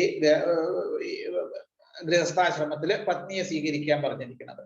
അത് തോന്നിയതുപോലെയൊന്നും പാടില്ല. തന്റെ വർണ്ണത്തിലും തന്റെ കുലത്തിലും പെട്ടവളായിരിക്കണം. അതുപോലെ തന്നെ നല്ല സ്വഭാവമുള്ളവളായിരിക്കണം. തന്നെക്കാളും പ്രായം കുറഞ്ഞവളായിരിക്കണം. ഇതൊക്കെ ശാസ്ത്രം, ആചാര്യന്മാര് പണ്ട് തന്നെ നിഷ്കർഷിച്ചിട്ടുണ്ട് എന്നർത്ഥം. അപ്പൊ അതൊന്നും നമ്മൾ നോക്കണില്ല. ഇപ്പൊ സോഷ്യൽ മാരേജ് എന്നൊക്കെ പറഞ്ഞിട്ടാണ് നടക്കുന്നത്. അതിന്റെ അപകടം കാണുന്നത് എപ്പോഴും ആ ദാമ്പത്യത്തിന് പൊരുത്തക്കേടുകൾ എപ്പോഴും അനുഭവപ്പെട്ടുകൊണ്ടിരിക്കും. ഒരേ ആളുകൾ തന്നെ, ഒരേ വർണ്ണത്തിലും ഒരേ ഭാവത്തിലും വന്ന ആളുകൾ തന്നെ പൊരുത്തക്കേട് കാണുമ്പോൾ പിന്നെ പല ഭാവത്തിൽ നിന്ന് വരുന്ന ആളുകളുടെ ഇടയിൽ പൊരുത്തക്കേട് ഇല്ലാണ്ടിരിക്കും. എന്ന് ആലോചിച്ച് നോക്കൂ. ഇതൊക്കെ ഈ ഗൃഹസ്ഥാശ്രമത്തിൽ എത്രത്തോളം പൊരുത്തക്കേടുകൾക്ക് സംഗതി വരുത്തിയിരിക്കുന്നത് ഈ ബ്രഹ്മചര്യാശ്രമത്തിലെ കാര്യങ്ങളെ വേണ്ടതുപോലെ നിരൂപിക്കാത്തത് കൊണ്ടാണ്. അവിടെ നേരിയായാലേ ബാക്കിയൊക്കെ നേരിയാവുള്ളൂ. അത് കഴിഞ്ഞപ്പോ യാഗം, വേദപഠനം, ദാനം, ഇത് ബ്രാഹ്മണ, ക്ഷത്രിയ, വൈശ്യരായിട്ടുള്ള 3 വർണ്ണത്തിൽപ്പെട്ടവരും അനുഷ്ഠിക്കേണ്ട കർമ്മങ്ങളാണ്. എന്നാൽ ബ്രാഹ്മണന് മാത്രമേ വേദം പഠിപ്പിക്കാനും ദാനം വാങ്ങാനും യാഗം ചെയ്യിപ്പിക്കാനുള്ള അർഹതയുള്ളൂ എന്നാണ്. എന്താ അത്? ബ്രാഹ്മണ മേധാവിത്വമാണോ? അല്ല. ഈ വേദം പഠിപ്പിക്കണമെങ്കിൽ സത്വഗുണ പ്രധാനികളായിട്ടുള്ള ആളുകൾക്ക് അത് പഠിപ്പിക്കാൻ പറ്റുള്ളൂ. മനസ്സ് സത്വഗുണം കൊണ്ട് പൂർണ്ണമായിട്ടുള്ള ആളുകൾക്ക് മറ്റുള്ളവരുടെ ഭാവം മനസ്സിലാക്കിയിട്ട് അവരെ വേണ്ടതുപോലെ ഉപദേശിച്ച് നേരെയാക്കാൻ പറ്റും. രജോ ഗുണവും തമോ ഗുണ പ്രധാനികളായിട്ടുള്ള ആളുകൾ ചെന്നാൽ ചിലപ്പോൾ ഒന്ന് പറഞ്ഞ് രണ്ടാമത്തേന് ചിലപ്പോൾ ഇതൊക്കെ ആയിരിക്കും പ്രവർത്തിക്കുക. ശാന്തമായിട്ടിരുന്ന് അവരെ നമ്മുടെ ഭാവത്തിലേക്ക് കൊണ്ടുവരാൻ പറ്റില്ല. അതുകൊണ്ടാണ് ഈ വേദം പഠിപ്പിക്കാനുള്ള അർഹത ബ്രാഹ്മണനേ ഉള്ളൂ. അതുപോലെ തന്നെ യാഗം ചെയ്യിപ്പിക്കാനുള്ള അർഹത, അതായത് ചെയ്യാനുള്ള അർഹത ബ്രാഹ്മണനാണ്. കാരണം അവർക്കേ പറ്റുള്ളൂ. മറ്റുള്ളവർക്ക് ചെയ്യിപ്പിക്കാം, അല്ലാണ്ട് ചെയ്യാൻ പറ്റില്ല. അതുപോലെ ദാനം വാങ്ങുക, അത് ബ്രാഹ്മണനെ പറ്റുള്ളൂ. എന്താ അത്? ഈ ദാനം നമ്മൾ ഒരാൾക്ക് എന്തെങ്കിലും ദാനമായിട്ട് കൊടുക്കുന്ന സമയത്ത് അയാളുടെ പാപവും കൂടെ അതിന്റെ കൂടെ ഉണ്ട് എന്നാണ് ശാസ്ത്രം പറയുക. അതുകൊണ്ട് ഈ തെക്കോട്ടൊക്കെ ചില ക്ഷേത്രങ്ങളിൽ സപ്താഹത്തിനൊക്കെ പോയി നമുക്ക് പേടി തോന്നും. എന്താ വെച്ചാൽ സപ്താഹത്തിനൊക്കെ ഇരിക്കുമ്പോ ആരെങ്കിലും വല്ല ദക്ഷിണയെ കൊണ്ട് തരുന്നത് അവര് കയ്യിൽ എന്തെങ്കിലും പൈസ എടുക്കും. അവർക്ക് ഇഷ്ടമുള്ള എടുത്തിട്ട് അവരിങ്ങനെ ഒരു തലയിൽ ഇങ്ങനെ ഒഴിഞ്ഞൊരു ചുറ്റലുണ്ട്. അത് കണ്ടാൽ തന്നെ പേടി തോന്നും. അതൊന്നും കൊണ്ടുപോകണ്ട തന്നെ തോന്നുക. കാരണം അതിന്റെ നമ്മളിപ്പോ അത് ചെയ്തിട്ടില്ലെങ്കിൽ കൂടെ നമ്മളൊരാൾക്ക് അത് ഒന്ന് ദാനമായിട്ട് കൊടുക്കുമ്പോ അതിന്റെ പിന്നിൽ നമ്മുടെ പാപവും കൂടെ ഉണ്ടാവുന്ന പറയുക. അതുകൊണ്ടാണ് പണ്ടൊക്കെ ഈ ചില നിഷ്ഠയുള്ള അതായത് ബ്രാഹ്മണരൊന്നും ദാനം സ്വീകരിക്കാറേ ഉണ്ടാവില്ല, സ്വീകരിക്കില്ല. എനിക്കറിയാം അങ്ങനെയുള്ള ആളുകളെ. ദാനം മേടിക്കില്ല അവര്. കാരണം ദാനം സ്വീകരിച്ചു കഴിഞ്ഞാൽ ദാനം കൊടുക്കുന്ന ആളുടെ പാപവും അതിന്റെ കൂടെ ഉണ്ട്. അപ്പൊ അതുകൊണ്ട് ശാസ്ത്രത്തില് ബ്രാഹ്മണന് മാത്രമേ ദാനം സ്വീകരിക്കാവൂ എന്ന് പറഞ്ഞു. എന്താ അത്? ബ്രാഹ്മണന് സന്ധ്യാവന്ദനാദി കർമ്മങ്ങള് നിഷ്ഠയോടുകൂടി ചെയ്യണം. ആ ഉപാസനയുണ്ട്. ആ ഉപാസനയിലൂടെ ഈ സന്ധ്യാവന്ദനം ഗായത്രി ജപം വളരെ നിഷ്കർഷിച്ചിട്ടുണ്ട്. അപ്പൊ അങ്ങനെ ആ ജപത്തിലൂടെ ഉപാസനയിലൂടെ കിട്ടുന്ന പുണ്യം ദാനത്തിലൂടെ വരുന്ന പാപത്തെ നശിപ്പിക്കും. അതുകൊണ്ടാണ് ബ്രാഹ്മണനെ ദാനം കൊടുക്കാവൂ എന്ന് പറയുന്നത്. അതുപോലെ തന്നെ ഇപ്പൊ നമ്മള് ദാനം സ്വീകരിക്കുക, അത് നമ്മുടെ തപസ്സിനോ കീർത്തിക്കോ തേജസ്സിനോ ദോഷം ചെയ്യും എന്ന് വിചാരിക്കുകയാണെങ്കിൽ ആ ബ്രാഹ്മണൻ വേദം പഠിപ്പിക്കുക, യാഗം ചെയ്യിപ്പിക്കുക, അതിൽ നിന്ന് കിട്ടുന്നത് കൊണ്ട് ജീവിക്കണം എന്നാണ്. അവയിലും പരാശ്രയമാകുന്ന ദോഷം കാണുന്നുണ്ടെങ്കിൽ, കാരണം ഇപ്പോ വേദം പഠിപ്പിക്കണമെങ്കിൽ ആള് വേണ്ടേ, യാഗം ചെയ്യിപ്പിക്കണമെങ്കിലും ആള് വേണ്ടേ, അപ്പൊ മറ്റുള്ളവരെ ആശ്രയിക്കണം, അതൊരു ദോഷമായിട്ട് കാണുകയാണെങ്കിൽ അയാൾ എന്ത് ചെയ്യണം? ശിലോഞ്ചവൃത്തി എന്ന് പറയും. ശിലം, പുഞ്ചം, ഈ രണ്ട് സമ്പ്രദായം ഉണ്ട്. അതിലൂടെ ജീവിക്കുക. ശിലം എന്ന് വെച്ചാല് കൊയ്ത്ത് കഴിഞ്ഞതിന് ശേഷം വയലിൽ വീണ് കിടക്കുന്ന ധാന്യം ശേഖരിച്ചു കൊണ്ടുവന്നിട്ട് അതുകൊണ്ട് ആഹാരം കഴിക്കുക, അതാണ് ശിലം. അതുപോലെ പിന്നെ ഈ അങ്ങാടിയിൽ നിന്ന് വീണ് കിട്ടുന്ന ധാന്യങ്ങളെ കൊണ്ടുവന്ന് ഉപജീവനം നടത്തുക, അതാണ് ഉജ്ജം. ഇതിൽ രണ്ടിലും പരാശ്രയ ദോഷമില്ല എന്നാണ്. മറ്റുള്ളവരെ ആശ്രയിച്ചൊരു ദോഷം ഈ രണ്ട് സമ്പ്രദായത്തിലും ഇല്ല എന്നാണ്. അപ്പൊ ഈ ബ്രാഹ്മണന്റെ ശരീരം തുച്ഛങ്ങളായിട്ട് ശബ്ദാദി വിഷയങ്ങളെ അനുഭവിക്കാനല്ല ഉപയോഗിക്കേണ്ടത്. അത് ഈ ലോകത്തില് തീവ്രമായിട്ടുള്ള തപസ് ചെയ്യാനും മരണാനന്തരം ശാശ്വതമായിട്ടുള്ള മുക്തിയെ അല്ലെങ്കിൽ സുഖപ്രാപ്തിക്കും വേണ്ടിയിട്ടുള്ളതാണ്. അതുകൊണ്ടാണ് ബ്രാഹ്മണനോട് ഇങ്ങനെയൊക്കെ പറഞ്ഞിരിക്കുന്നത്. അപ്പോ ഈ പറഞ്ഞതുപോലെ ശിലോഞ്ച വൃത്തി കൊണ്ട് മനസ്സിനെയൊക്കെ നിർമ്മലമാക്കി തീർക്കാൻ പറ്റും. ആ ലോക പദാർത്ഥങ്ങളിലുള്ള ആസക്തി കുറച്ചുകൊണ്ട് ജീവിക്കുക. അങ്ങനെയുള്ള ബ്രാഹ്മണൻ ഗൃഹസ്ഥ ജീവിതത്തിൽ ഇരുന്നു കൊണ്ട് തന്നെ മനഃശുദ്ധിയും അതുവഴി ജ്ഞാനവും സമ്പാദിച്ചിട്ട് അയാൾ മുക്തനായിട്ട് തീരുന്നാണ് ശാസ്ത്രം പറയുന്നത്. പിന്നെ ധർമാചരണത്തിലൂടെ ഈശ്വരനെ ആരാധിച്ച് കഴിയുന്ന ബ്രാഹ്മണനെ അയാൾക്ക് എന്തെങ്കിലും ആപത്ത് വരികയാണെങ്കിൽ അതിന്ന് മറ്റുള്ളവരെ രക്ഷിക്കണം. അയാൾക്ക് വല്ല സമ്പത്തിന് കുറവ് എന്തെങ്കിലും അദ്ദേഹത്തിന് ബുദ്ധിമുട്ട് വരികയാണെന്ന് വെച്ചാൽ ആ ബുദ്ധിമുട്ട് മറ്റുള്ള വർണ്ണക്കാർ നോക്കി കണ്ട് അദ്ദേഹം പറയാണ്ട് തന്നെ ചെയ്തു കൊടുക്കണം എന്നാണ്. അങ്ങനെയൊക്കെയുള്ള ഒരു സമ്പ്രദായം പണ്ടൊക്കെ ഉണ്ടായിരുന്നു നമ്മുടെ ഇടയിലൊക്കെ. ഇപ്പൊ പറമ്പിലൊക്കെ ഞാൻ തന്നെ കണ്ടിട്ടുണ്ട്. എൻ്റെ മുത്തശ്ശനൊക്കെ പറമ്പിൽ നല്ല കായ കൊല പഴുക്കാറായിട്ടുണ്ടെങ്കിൽ അത് വെട്ടിക്കഴിഞ്ഞ് ആദ്യം അത് അടുത്ത മനയില കൊണ്ട് കൊടുക്കുക. അത് തമ്പുരാനുള്ളതാണെന്നും പറഞ്ഞ് അവിടെ കൊണ്ട് കൊടുക്കും. അങ്ങനെ വേണമെന്നാണ്. എങ്കിലേ അവർക്കും അതുപോലെ നമ്മളോട് സ്നേഹമുണ്ട്. അപ്പൊ നമ്മളും അവരെ അതുപോലെ കാണുക. അപ്പൊ അതുകൊണ്ട് ആ തരത്തില് ബ്രാഹ്മണന് ധർമാചരണത്തില് എന്തെങ്കിലും കുഴപ്പം വരണോ, എന്തെങ്കിലും ആപത്ത് വരുന്നുണ്ടെങ്കിൽ അതിൽ മറ്റുള്ളവരെ സഹായിക്കണം എന്നാണ്. അങ്ങനെ ആപത്കാലത്ത് ബ്രാഹ്മണനെ രക്ഷിക്കുന്ന ആളെ ഇവിടെ പറയുന്നു ഭഗവാൻ ഞാൻ സംസാര ഭയത്തിൽ നിന്ന് തന്നെ മോചിപ്പിക്കുന്നതാണ്. അത് കഴിഞ്ഞ് രാജാവിന്റെ കർത്തവ്യം എന്താ? പ്രജകളെയൊക്കെ ധാർമ്മികരാക്കി തീർത്തിട്ട് രക്ഷിക്കുക, സ്വയം ധർമാചരണത്തിലൂടെ സംസാരത്തിൽ നിന്ന് രക്ഷപ്പെടാനുള്ള മാർഗങ്ങളും ചെയ്യണം. അങ്ങനെ ജീവിക്കുന്ന രാജാവ് മരണത്തിന് ശേഷം സ്വർഗത്തിലെത്തി ഇന്ദ്രനോട് കൂടി സുഖിക്കുന്നൊക്കെയാണ് പറയുന്നത്. പിന്നെ ബ്രാഹ്മണന് തന്റെ ധർമാചരണത്തിന് തീരെ സൗകര്യമില്ലാത്ത സാഹചര്യം വരികയാണെങ്കിൽ മറ്റുള്ളവരുടെ വൃത്തി സ്വീകരിക്കാം. അപ്പോഴും നീചന്മാരെ സേവിക്കാൻ പാടില്ല. വൈശ്യവൃത്തിയാകുന്ന കച്ചവടമോ ക്ഷത്രിയ ധർമ്മമാകുന്ന സൈനിക ജീവിതമോ അത് ആപത്ത് തീരുന്നത് വരെ ആ ഭാവം കൊണ്ട് ജീവിക്കാം എന്നാണ്. ക്ഷത്രിയനും അതുപോലെ ആപത്തിൽ പെടുകയാണെങ്കിൽ നായാട്ട് കൊണ്ടോ ബ്രാഹ്മണ വൃത്തിയാകുന്ന അധ്യാപനം കൊണ്ടോ വൈശ്യവൃത്തിയാകുന്ന വ്യാപാരം കൊണ്ടോ ഒക്കെ ആപത്തിൽ നിന്ന് രക്ഷപ്പെടുന്നത് വരെ ജീവിക്കാം. അത്രേ പറ്റുള്ളൂ. ബ്രാഹ്മണൻ ക്ഷത്രിയന് ആപത്ത് കാലത്ത് പോലും നീചസേവ ചെയ്യാൻ പാടില്ല എന്നാണ് ശാസ്ത്രം. പിന്നെ ധർമാചരണത്തിന് പ്രതികൂലമായിട്ടുള്ള പരിതസ്ഥിതിയിൽ വൈശ്യന് ശൂദ്ര വൃത്തിയാകുന്ന ശുശ്രൂഷ എന്ന ധർമ്മം സ്വീകരിക്കാം. ശൂദ്രനും ആപൽക്കാലം കഴിയുന്നത് വരെ ഈ പായ നെയ്ത്ത് മരപ്പണി മുതലായിട്ടുള്ള ഭാവം കൊണ്ട് ഉപജീവനത്തെ സമ്പാദിച്ച് ജീവിക്കുക എന്നാണ്. ആപൽക്കാലം കഴിഞ്ഞാൽ പിന്നീട് മറ്റു വർണ്ണത്തിൽപ്പെട്ടവരുടെ ധർമ്മമോ അതുപോലെ ഉപജീവന മാർഗമോ സ്വീകരിക്കാൻ പാടില്ല എന്നാണ്. അതുപോലെ തന്നെ പഞ്ചയജ്ഞങ്ങള്, വേദപാരായണം കൊണ്ട് ഋഷികളെയും തർപ്പണം കൊണ്ട് പിതൃക്കളെയും ഹോമം കൊണ്ട് ദേവന്മാരെയും ആഹാരം നൽകിക്കൊണ്ട് മൃഗപക്ഷികളായിട്ടുള്ള ഭൂതങ്ങളെയും അതിഥി സൽക്കാരം കൊണ്ട് മനുഷ്യരെയും ഗൃഹസ്ഥൻ ദിവസേന ആരാധിക്കണം എന്നാണ്. അങ്ങനെ വരുമ്പോഴോ ഋഷിമാര്, പിതൃക്കള്, ദേവന്മാര്, ഭൂതങ്ങള്, മനുഷ്യര്, ഇവരാണ് പഞ്ചയജ്ഞ ദേവതകള്. ആ പഞ്ചയജ്ഞത്തിലൂടെ അവരെ ആരാധിച്ചു കഴിഞ്ഞാൽ അവരെയൊക്കെ ഈശ്വര സ്വരൂപികളായിട്ട് കണ്ടുകൊണ്ട് ദിവസേന ആരാധിക്കുക. അപ്പോ നമ്മള് പഞ്ചയജ്ഞം നടത്തിയ ഭാവമാണ്. ഈ പഞ്ചയജ്ഞം ചെയ്യാത്ത ഗൃഹസ്ഥൻ നരകത്തിലേക്ക് പതിക്കുന്നതാണ് ശാസ്ത്രം പറയുന്നത്. പിന്നെ യാദൃച്ഛികമായിട്ട് കിട്ടുന്നതോ ധാർമ്മിക മാർഗത്തിലൂടെ സമ്പാദിച്ചതായിട്ട് ധനം കൊണ്ട് യജ്ഞങ്ങളൊക്കെ ചെയ്യുക, കുടുംബത്തില് അത്യാസക്തി പുലർത്താതെ കണ്ട് ജീവിക്കുക. കാരണം ഈ ലോകത്തിലെ സുഖങ്ങളും സ്വർഗാദി ലോകത്തിലെ അനുഭവങ്ങളും ഒക്കെ നശിക്കുന്നതാണെന്ന് വിചാരം ചെയ്ത് അറിഞ്ഞ് അതിലുള്ള ആഗ്രഹത്തേക്ക് ഉപേക്ഷിക്കണം. ഓരോ ദിവസവും നമ്മൾ സ്വപ്നത്തില് പുതിയ പുതിയ അനുഭവങ്ങൾ കാണുന്നത് പോലെ ഇതുപോലെ പുത്രന്മാര്, ഭാര്യ, സ്നേഹിതന്മാര്, ബന്ധുക്കള്, ഇതൊക്കെ ഓരോ ജന്മത്തിലും പുതിയ പുതിയ ആളുകളായിട്ട് വരും. അത് ഒക്കെ പുതിയതായിട്ട് ഉണ്ടായിക്കൊണ്ടിരിക്കും. അങ്ങനെ മനസ്സിലാക്കിയിട്ട് ജീവിക്കുകയാണെങ്കിൽ ഗൃഹത്തിലും ഭാര്യ, പുത്രന്മാര് ഇവയിലൊന്നും വലിയ സ്നേഹമില്ലാതെ വീട്ടില് ഒരു അതിഥിയെ പോലെ ജീവിക്കാൻ പറ്റുന്നതാണ്. ഇവിടെ അതാ പറയാം, ഗൃഹേഷു അതിഥിവത് വസന്നാണ്. വീട്ടിൽ നമ്മൾ താമസിക്കുമ്പോ അതിഥിയെ പോലെ കഴിഞ്ഞുകൂടണം എന്നാണ് ശാസ്ത്രം പറയുക. ഈ വീട് എന്ന് വെച്ചാൽ തന്നെ ആ തമിഴ് ശബ്ദത്തിൽ നിന്ന് വന്നതാണ്. വിടുവത് വീട് എന്നാണ്. നമ്മൾ നേരെ മറിച്ച് ഇവിടെ തന്നെ കിടന്ന് ചാവണം എന്ന് വിചാരിച്ചിട്ടാ അല്ല, അത് ഉപേക്ഷിക്കാനുള്ളതാണ്. നേരത്തെ പറഞ്ഞില്ലേ, താമരയുടെ ഇലയിൽ വെള്ളം നിൽക്കുന്നത് പോലെയേ ഗൃഹസ്ഥൻ വീട്ടിലിരിക്കാൻ പാടുള്ളൂ എന്നാണ് ശാസ്ത്രം. വീട്, ഭാര്യ, പുത്രന്മാര്, അവരിലൊന്നും വലിയ സ്നേഹമില്ലാതെ എന്നാൽ ഈശ്വരനോട് ശരിയായിട്ട് സ്നേഹം ഉറപ്പിച്ചുകൊണ്ട് ഒരു അതിഥിയെ പോലെ വീട്ടിൽ ജീവിക്കാൻ പറ്റും. എപ്പോഴും നമുക്ക് ഇവിടുന്ന് പോകേണ്ടതാണെന്നൊരു വിചാരം നമ്മുടെ ഉള്ളിൽ ഉണ്ടാവണം. ശരീരത്തിൽ ഞാനെന്നും ഭാര്യ, പുത്രന്മാര്, ബന്ധുക്കള് ഇവരിലൊക്കെ എന്റേത് എന്നുള്ള ആ ഭാവവും കുറഞ്ഞു വരും അങ്ങനെ ജീവിക്കുകയാണെങ്കിൽ.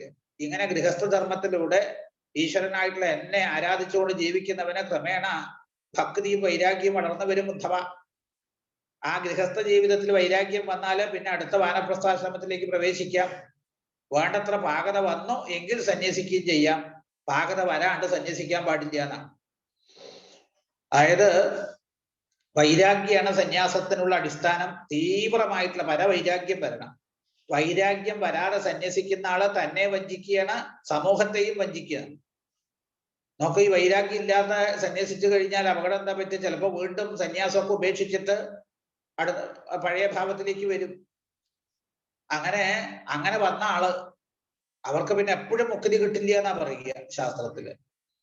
അതായത് സന്യാസം സ്വീകരിച്ചിട്ട് പിന്നെ അത് ഉപേക്ഷിച്ചിട്ട് മറ്റ് പഴയതുപോലെ ആശ്രമങ്ങളിലേക്ക് വന്നു കഴിഞ്ഞാലോ അവര് ശരിക്കും വാന്താശികൾ എന്നൊക്കെ ശാസ്ത്രം പറയുക. ഛർദ്ദിച്ചതിനെ തിന്ന കൂട്ടരെന്നാ പറയുന്നത്. അപ്പൊ സന്യസിക്കാനുള്ള പാകത ഉറച്ച വൈരാഗ്യാണ്. പിന്നെ വീട്ടിലും പുത്രന്മാരിലും ധനത്തിലും ഒക്കെ അത്യാസക്തിയോട് കൂടിയിട്ട് ജീവിക്കുന്ന മൂഢന്മാരായിട്ടുള്ള ആളുകളുടെ അവസ്ഥ എന്താ? അവര് നരക ഗർത്തത്തിലേക്കാണ് പോവുക. അവരെ അച്ഛനമ്മമാര് വൃദ്ധന്മാരാണ്, ഭാര്യ അതായത് പിന്നെ യൗവനയുക്തയാണ്, മക്കളൊക്കെ പിഞ്ചു കുഞ്ഞുങ്ങളാണ്, ഞാനില്ലാണ്ട് എങ്ങനെ ജീവിക്കുക? ഇങ്ങനെ അവരെ തന്നെ ഓർത്ത് അവരെ പോഷിപ്പിക്കാൻ വേണ്ടിയിട്ട് തൻ്റെ ജീവിത ലക്ഷ്യമൊക്കെ മറന്ന് ഭ്രമത്തിൽപ്പെട്ട് മുഴുകും. അതോടുകൂടി അവരെ നശിക്കുകയാണ് ചെയ്യുന്നത്. അവസാന നരകത്തിലേക്ക് മുഴുവൻ. അതുകൊണ്ട് എന്ത് വേണം? വീട്ടിലും ബന്ധുക്കളിലുള്ള ആസക്തിയൊക്കെ അകറ്റിയിട്ട് ആ വാനപ്രസ്ഥാശ്രമത്തിലേക്ക് ഗൃഹസ്ഥൻ പ്രവേശിക്കുകയാണ് വേണ്ടത് എന്നാണ്. ശരിക്കും ഗൃഹസ്ഥധർമ്മം നമ്മൾ ശരിയായിട്ട് അനുഷ്ഠിച്ചു കഴിഞ്ഞാൽ ആ ഗൃഹസ്ഥാശ്രമത്തിൽ ഇരുന്നു കൊണ്ട് തന്നെ നമുക്ക് വൈരാഗ്യം വരുന്ന, ഓരോ ആശ്രമത്തിലും വൈരാഗ്യം വരുത്തിയിട്ട് അതായത് ബ്രഹ്മചര്യാശ്രമത്തില്, അത് കഴിഞ്ഞ് ഗൃഹസ്ഥാശ്രമത്തില്, അത് കഴിഞ്ഞ് വാനപ്രസ്ഥാശ്രമത്തിൽ വൈരാഗ്യം പൂർണ്ണമാക്കലാണ്. വൈരാഗ്യം പൂർണ്ണമായി തീർന്നാൽ അടുത്ത ആശ്രമം സന്യാസാശ്രമം. അതുകൊണ്ടൊക്കെയാണ് ശാസ്ത്രത്തില് ഒരു മനുഷ്യായുസം നമ്മൾ പൊതുവെ 100 കണക്കാക്കുകയാണെങ്കിൽ ആദ്യത്തെ 25 കൊല്ലം അതായത് ഉപനയനം കഴിഞ്ഞ് 25 വയസ്സ് വരെയുള്ള കാലം വിദ്യാഭ്യാസത്തിനായിട്ട്, അത് കഴിഞ്ഞ് 25 വയസ്സ് മുതൽ 50 വയസ്സ് വരെയുള്ള കാലം എന്താ, അത് നമുക്ക് ഗൃഹസ്ഥാശ്രമത്തിന്. അപ്പൊ 25 കൊല്ലം മാത്രമാണ് ഗൃഹസ്ഥാശ്രമത്തില് ധർമ്മങ്ങൾ അനുഷ്ഠിച്ച് ഭാര്യയും മക്കളും ഒക്കെ ആയിട്ട് ജീവിക്കാൻ പറഞ്ഞിട്ടുള്ളൂ ശാസ്ത്രം. അങ്ങനെയാണോ? ഒപ്പൊ ഒന്ന് ആലോചിച്ച് നോക്കൂ. ഉണ്ടാവില്ല. അപ്പൊ ഒക്കെ നമ്മളിപ്പോ ആ 70ഉം 80ഉം ഒക്കെ വിവാഹ വാർഷികം വരെ നമ്മൾ ആഘോഷിച്ചു കൊണ്ടിരിക്കുകയാണ്. ശരിക്കും ശാസ്ത്രം അതിനെ സമ്മതിക്കില്ല നമ്മളോട്. അത് കഴിഞ്ഞ് പിന്നെ ആ ഗൃഹസ്ഥാശ്രമത്തിൽ 50 വയസ്സ് കഴിഞ്ഞാൽ പിന്നെ അടുത്ത ആശ്രമത്തിലേക്ക് പോവാണ്. അതാണ് 75 വയസ്സ് വരെയുള്ള കാലം ആ വാനപ്രസ്ഥനായിട്ട്. എപ്പോഴാ വാനപ്രസ്ഥാശ്രമത്തിലേക്ക് പോകാൻ ശാസ്ത്രം പറഞ്ഞിരിക്കുന്നത്? മൂത്ത പുത്രന്റെയോ പുത്രിയുടെയോ വിവാഹം കഴിഞ്ഞ് അതിലൊരു കുഞ്ഞിനെ കണ്ടു കഴിഞ്ഞാൽ സിഗ്നൽ കിട്ടിയിരിക്കണോ അടുത്ത ആശ്രമത്തിലേക്ക് പോകാൻ. അതാണ് വാനപ്രസ്ഥം. അങ്ങനെ ചെയ്യുന്നുണ്ട് എവിടെയെങ്കിലും? അങ്ങനെ ചെയ്തു കഴിഞ്ഞ വലിയ അപകടമൊന്നും ഇപ്പൊക്കെ ഈ അതായത് വീട്ടുകളിൽ ഈ തമ്മത്തല്ലിന്റെ പൂർണ്ണമായിട്ടുള്ള കാരണം ഇത് ഇങ്ങനെ ഒരു അനുഭവം ഇല്ലാത്തത് കൊണ്ടാണ്. അത് കഴിഞ്ഞ് അതിന് അതായത് മൂത്ത പുത്രനെ പുത്രി വിവാഹമൊക്കെ കഴിഞ്ഞു കഴിഞ്ഞാൽ അവരുടെ ഒരു കുഞ്ഞിനെയും കണ്ടാല് താൻ അടുത്ത ആശ്രമത്തിലേക്ക് പോകണം. നമ്മളിപ്പോ നേരെ അതിനെ കെട്ടിപ്പിടിച്ചുകൊണ്ട് ഇവിടെ ഇരിക്കാനാണ് ശ്രമിക്കുക. അതൊന്നും നമ്മളെ ആ ജീവിത ലക്ഷ്യത്തിലേക്ക് നമ്മളെ ഒന്നും കൊണ്ടുപോകണതല്ല ആ വക സമ്പ്രദായങ്ങള്. ജീവിത ലക്ഷ്യം ഈശ്വരനാണ്.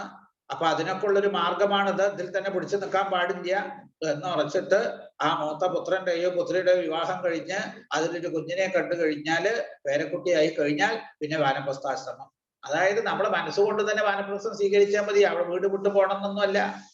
വീട്ടിലിരിക്കുന്ന സമയത്തും ആ പറയുന്ന ഭാവത്തില്, അതായത് മക്കള് പേരക്കുട്ടികള് അവിടുത്തെ സമ്പത്ത് ഇത് ഞാനുണ്ടെങ്കിലേ പറ്റുള്ളൂ, അതൊക്കെ നേരെയാവണമെങ്കിൽ അത് ഞാൻ തന്നെ വേണം, ഇതൊക്കെ എന്റെ മിടുക്ക് കൊണ്ടാണ്, അതൊന്നും തോന്നരുത്. അതിനെയൊക്കെ ശരിക്ക് ഉദാസീനമായിട്ടുള്ള ഭാവത്തില് അവിടെ നിസ്സംഗനായിട്ടിരുന്ന് അവിടെ ഇരിക്കുക. അതിലൊന്നും വലിയ താല്പര്യം പ്രകടിപ്പിക്കാണ്ട് പിന്നെയോ ആ ഉപാസനയ്ക്കായിട്ട് ചെലവാക്കുക ഇനി ബാക്കിയുള്ള കാലങ്ങൾ. അതിനൊക്കെയാണ് റിട്ടയർമെന്റ് എന്നും പറഞ്ഞ് നമ്മൾ 60 വയസ്സ് കഴിഞ്ഞാൽ എന്തിനാണ് ഉദ്യോഗത്തിനൊക്കെ റിട്ടയർമെന്റ് ചെയ്യുന്നത്?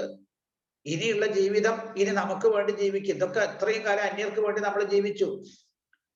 ഇനി എന്ത് വേണം? ഇനി നമ്മുടെ ശ്രേയസ്സിന് പറ്റുന്ന കാര്യങ്ങൾ. എന്താ നമ്മുടെ ആത്മശ്രേയസ്സിന് വേണ്ടത്? അതായത് നമുക്കൊക്കെ ജീവിതത്തിന്റെ ലക്ഷ്യം ആത്മാവാണ്, ആ ഈശ്വരനാണ്. ഇതുവരെ നമ്മൾ ലോകത്തിന് വേണ്ടി ജീവിച്ചില്ലേ? ഇനി നമ്മൾ നമുക്ക് വേണ്ടി എന്ന് വെച്ചാൽ ആത്മപ്രാപ്തിക്ക് വേണ്ടിയിട്ട് ജീവിക്കുക.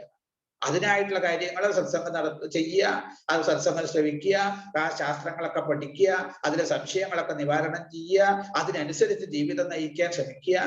അത് ആ തരത്തിൽ അപ്പൊ ജീവിതത്തിന് തന്നെ ഒരു മാറ്റം വരുന്നതാണ്. എത്രയോ ആളുകൾ ഇതിന്റെ മുമ്പ് തന്നെ ഗ്രൂപ്പിൽ ആരും എന്നോട് പറഞ്ഞു, ഇത്രയും കാലം ഞാൻ അവിടെയൊക്കെ ജോലി ചെയ്തു, അത് കഴിഞ്ഞ് ഇപ്പൊ റിട്ടയർമെന്റിന് ശേഷം അങ്ങനെ അതൊരു നല്ല കാര്യമാണ്. റിട്ടയർമെന്റിന് ശേഷം നമ്മൾ ആധ്യാത്മികമായിട്ടുള്ള കാര്യങ്ങളിലേക്ക് തിരിഞ്ഞാൽ പിന്നെ മറ്റുള്ളവർക്ക് വീണ്ടും അതായത് ശ്രദ്ധ പോകരുത്, ഇതിൽ തന്നെ അങ്ങ് ഉറച്ചു നിൽക്കുക. ഇനി നമ്മൾ എന്റെ ഗുരുനാഥൻ പറയപ്പോഴും ഈ ഷഷ്ടിപൂർത്തിയൊക്കെ അതിന് വേണ്ടിയിട്ടാണ്. ഈ ഷഷ്ടിപൂർത്തി കഴിഞ്ഞാൽ പിന്നെ ഇതിന് വേണ്ടിയിട്ടാ. അതായത് എന്റെ ഇത്രയും കാലത്തെ ജന്മം ഞാൻ വെറുതെ തൊലച്ചു കളഞ്ഞു ഭഗവാനെ, ഇനിയുള്ള കാലം ഞാനിതാ അങ്ങയെ തന്നെ ആശ്രയിച്ചിട്ട് അവിടത്തേക്കായിട്ട് സമർപ്പിക്കണോ എന്ന ഭാവത്തില് ഭഗവാൻ സമർപ്പിച്ചുകൊണ്ട് ജീവിക്കുക നമ്മൾ എന്നാണ്. അതുകൊണ്ട് നമുക്കും സമാധാനവും ശാന്തിയും കിട്ടും. അതുകൊണ്ട് ലോകത്തിനും ക്ഷേമം ഉണ്ടാവും. ജീവിതത്തിന്റെ ലക്ഷ്യത്തെ സാക്ഷാത്കരിക്കാനും ബുദ്ധിമുട്ടില്ല എന്നാണ്. ഇതാണ് ഇത് വാനപ്രസ്ഥൻ വരെയുള്ള ആ ഭാവത്തെ വർണ്ണിച്ചിരിക്കുന്നത്. ഇനി അടുത്ത അധ്യായത്തില് ആ വാനപ്രസ്ഥന്റെയും സന്യാസിയുടെയും ധർമ്മങ്ങളെയാണ് പറയുന്നത്. അത് നമുക്ക് അടുത്ത ക്ലാസ്സിൽ അനുസ്മരിക്കാം. ഏതായാലും ഇന്നത്തെ ആ സത്സംഗം ഇന്ന് ഇവിടെ ഭഗവാന്റെ പാതാരവിന്ദങ്ങളിൽ സമർപ്പിച്ചിട്ട് ഇവിടെ നിർത്താം. ബാക്കി അടുത്ത ക്ലാസ്സിൽ നമുക്ക് അനുസ്മരിക്കാം. ഇന്ന് ഈ യജ്ഞ സമർപ്പണം നടത്തി ഭഗവാന്റെ അനുഗ്രഹം നേടി ധന്യരായിട്ടുള്ള ആ 2 വിദ്യാർത്ഥികളാണ്. അദ്വൈത് 8th സ്റ്റാൻഡേർഡിൽ പഠിക്കുന്നു, കാർത്തിക 10th സ്റ്റാൻഡേർഡിൽ പഠിക്കുന്ന കുട്ടികളാണ്. തിരുവനന്തപുരത്ത് പാറ്റൂരുള്ള ഇന്ദിരാ ശ്രീകുമാർ അവരുടെ ചെറുമക്കളാണ് ഈ 2 കുട്ടികളും. ഇപ്പൊ ഈ അദ്വൈതിനും കാർത്തികയ്ക്കും പഠിക്കുന്ന വിഷയങ്ങളിലൊക്കെ ശരിയായിട്ട് ആ അവഗാഹം നേടാനും ആ കുശാഗ്ര ബുദ്ധിയോടുകൂടി കാര്യങ്ങളെയൊക്കെ മനസ്സിലാക്കി അത് വേണ്ട രീതിയിൽ പ്രയോജനപ്പെടുത്താനും അതുകൊണ്ട് അവർക്കും അവരുടെ ജീവിതത്തിലും അതുപോലെ ലോകത്തിനും നന്മ ഉണ്ടായി ജീവിതത്തിന്റെ ലക്ഷ്യത്തെ സാക്ഷാത്കരിക്കാനായിട്ട് അവർക്കൊക്കെ കഴിയുമാറാവട്ടെ എന്ന് പ്രാർത്ഥിക്കുകയാണ്.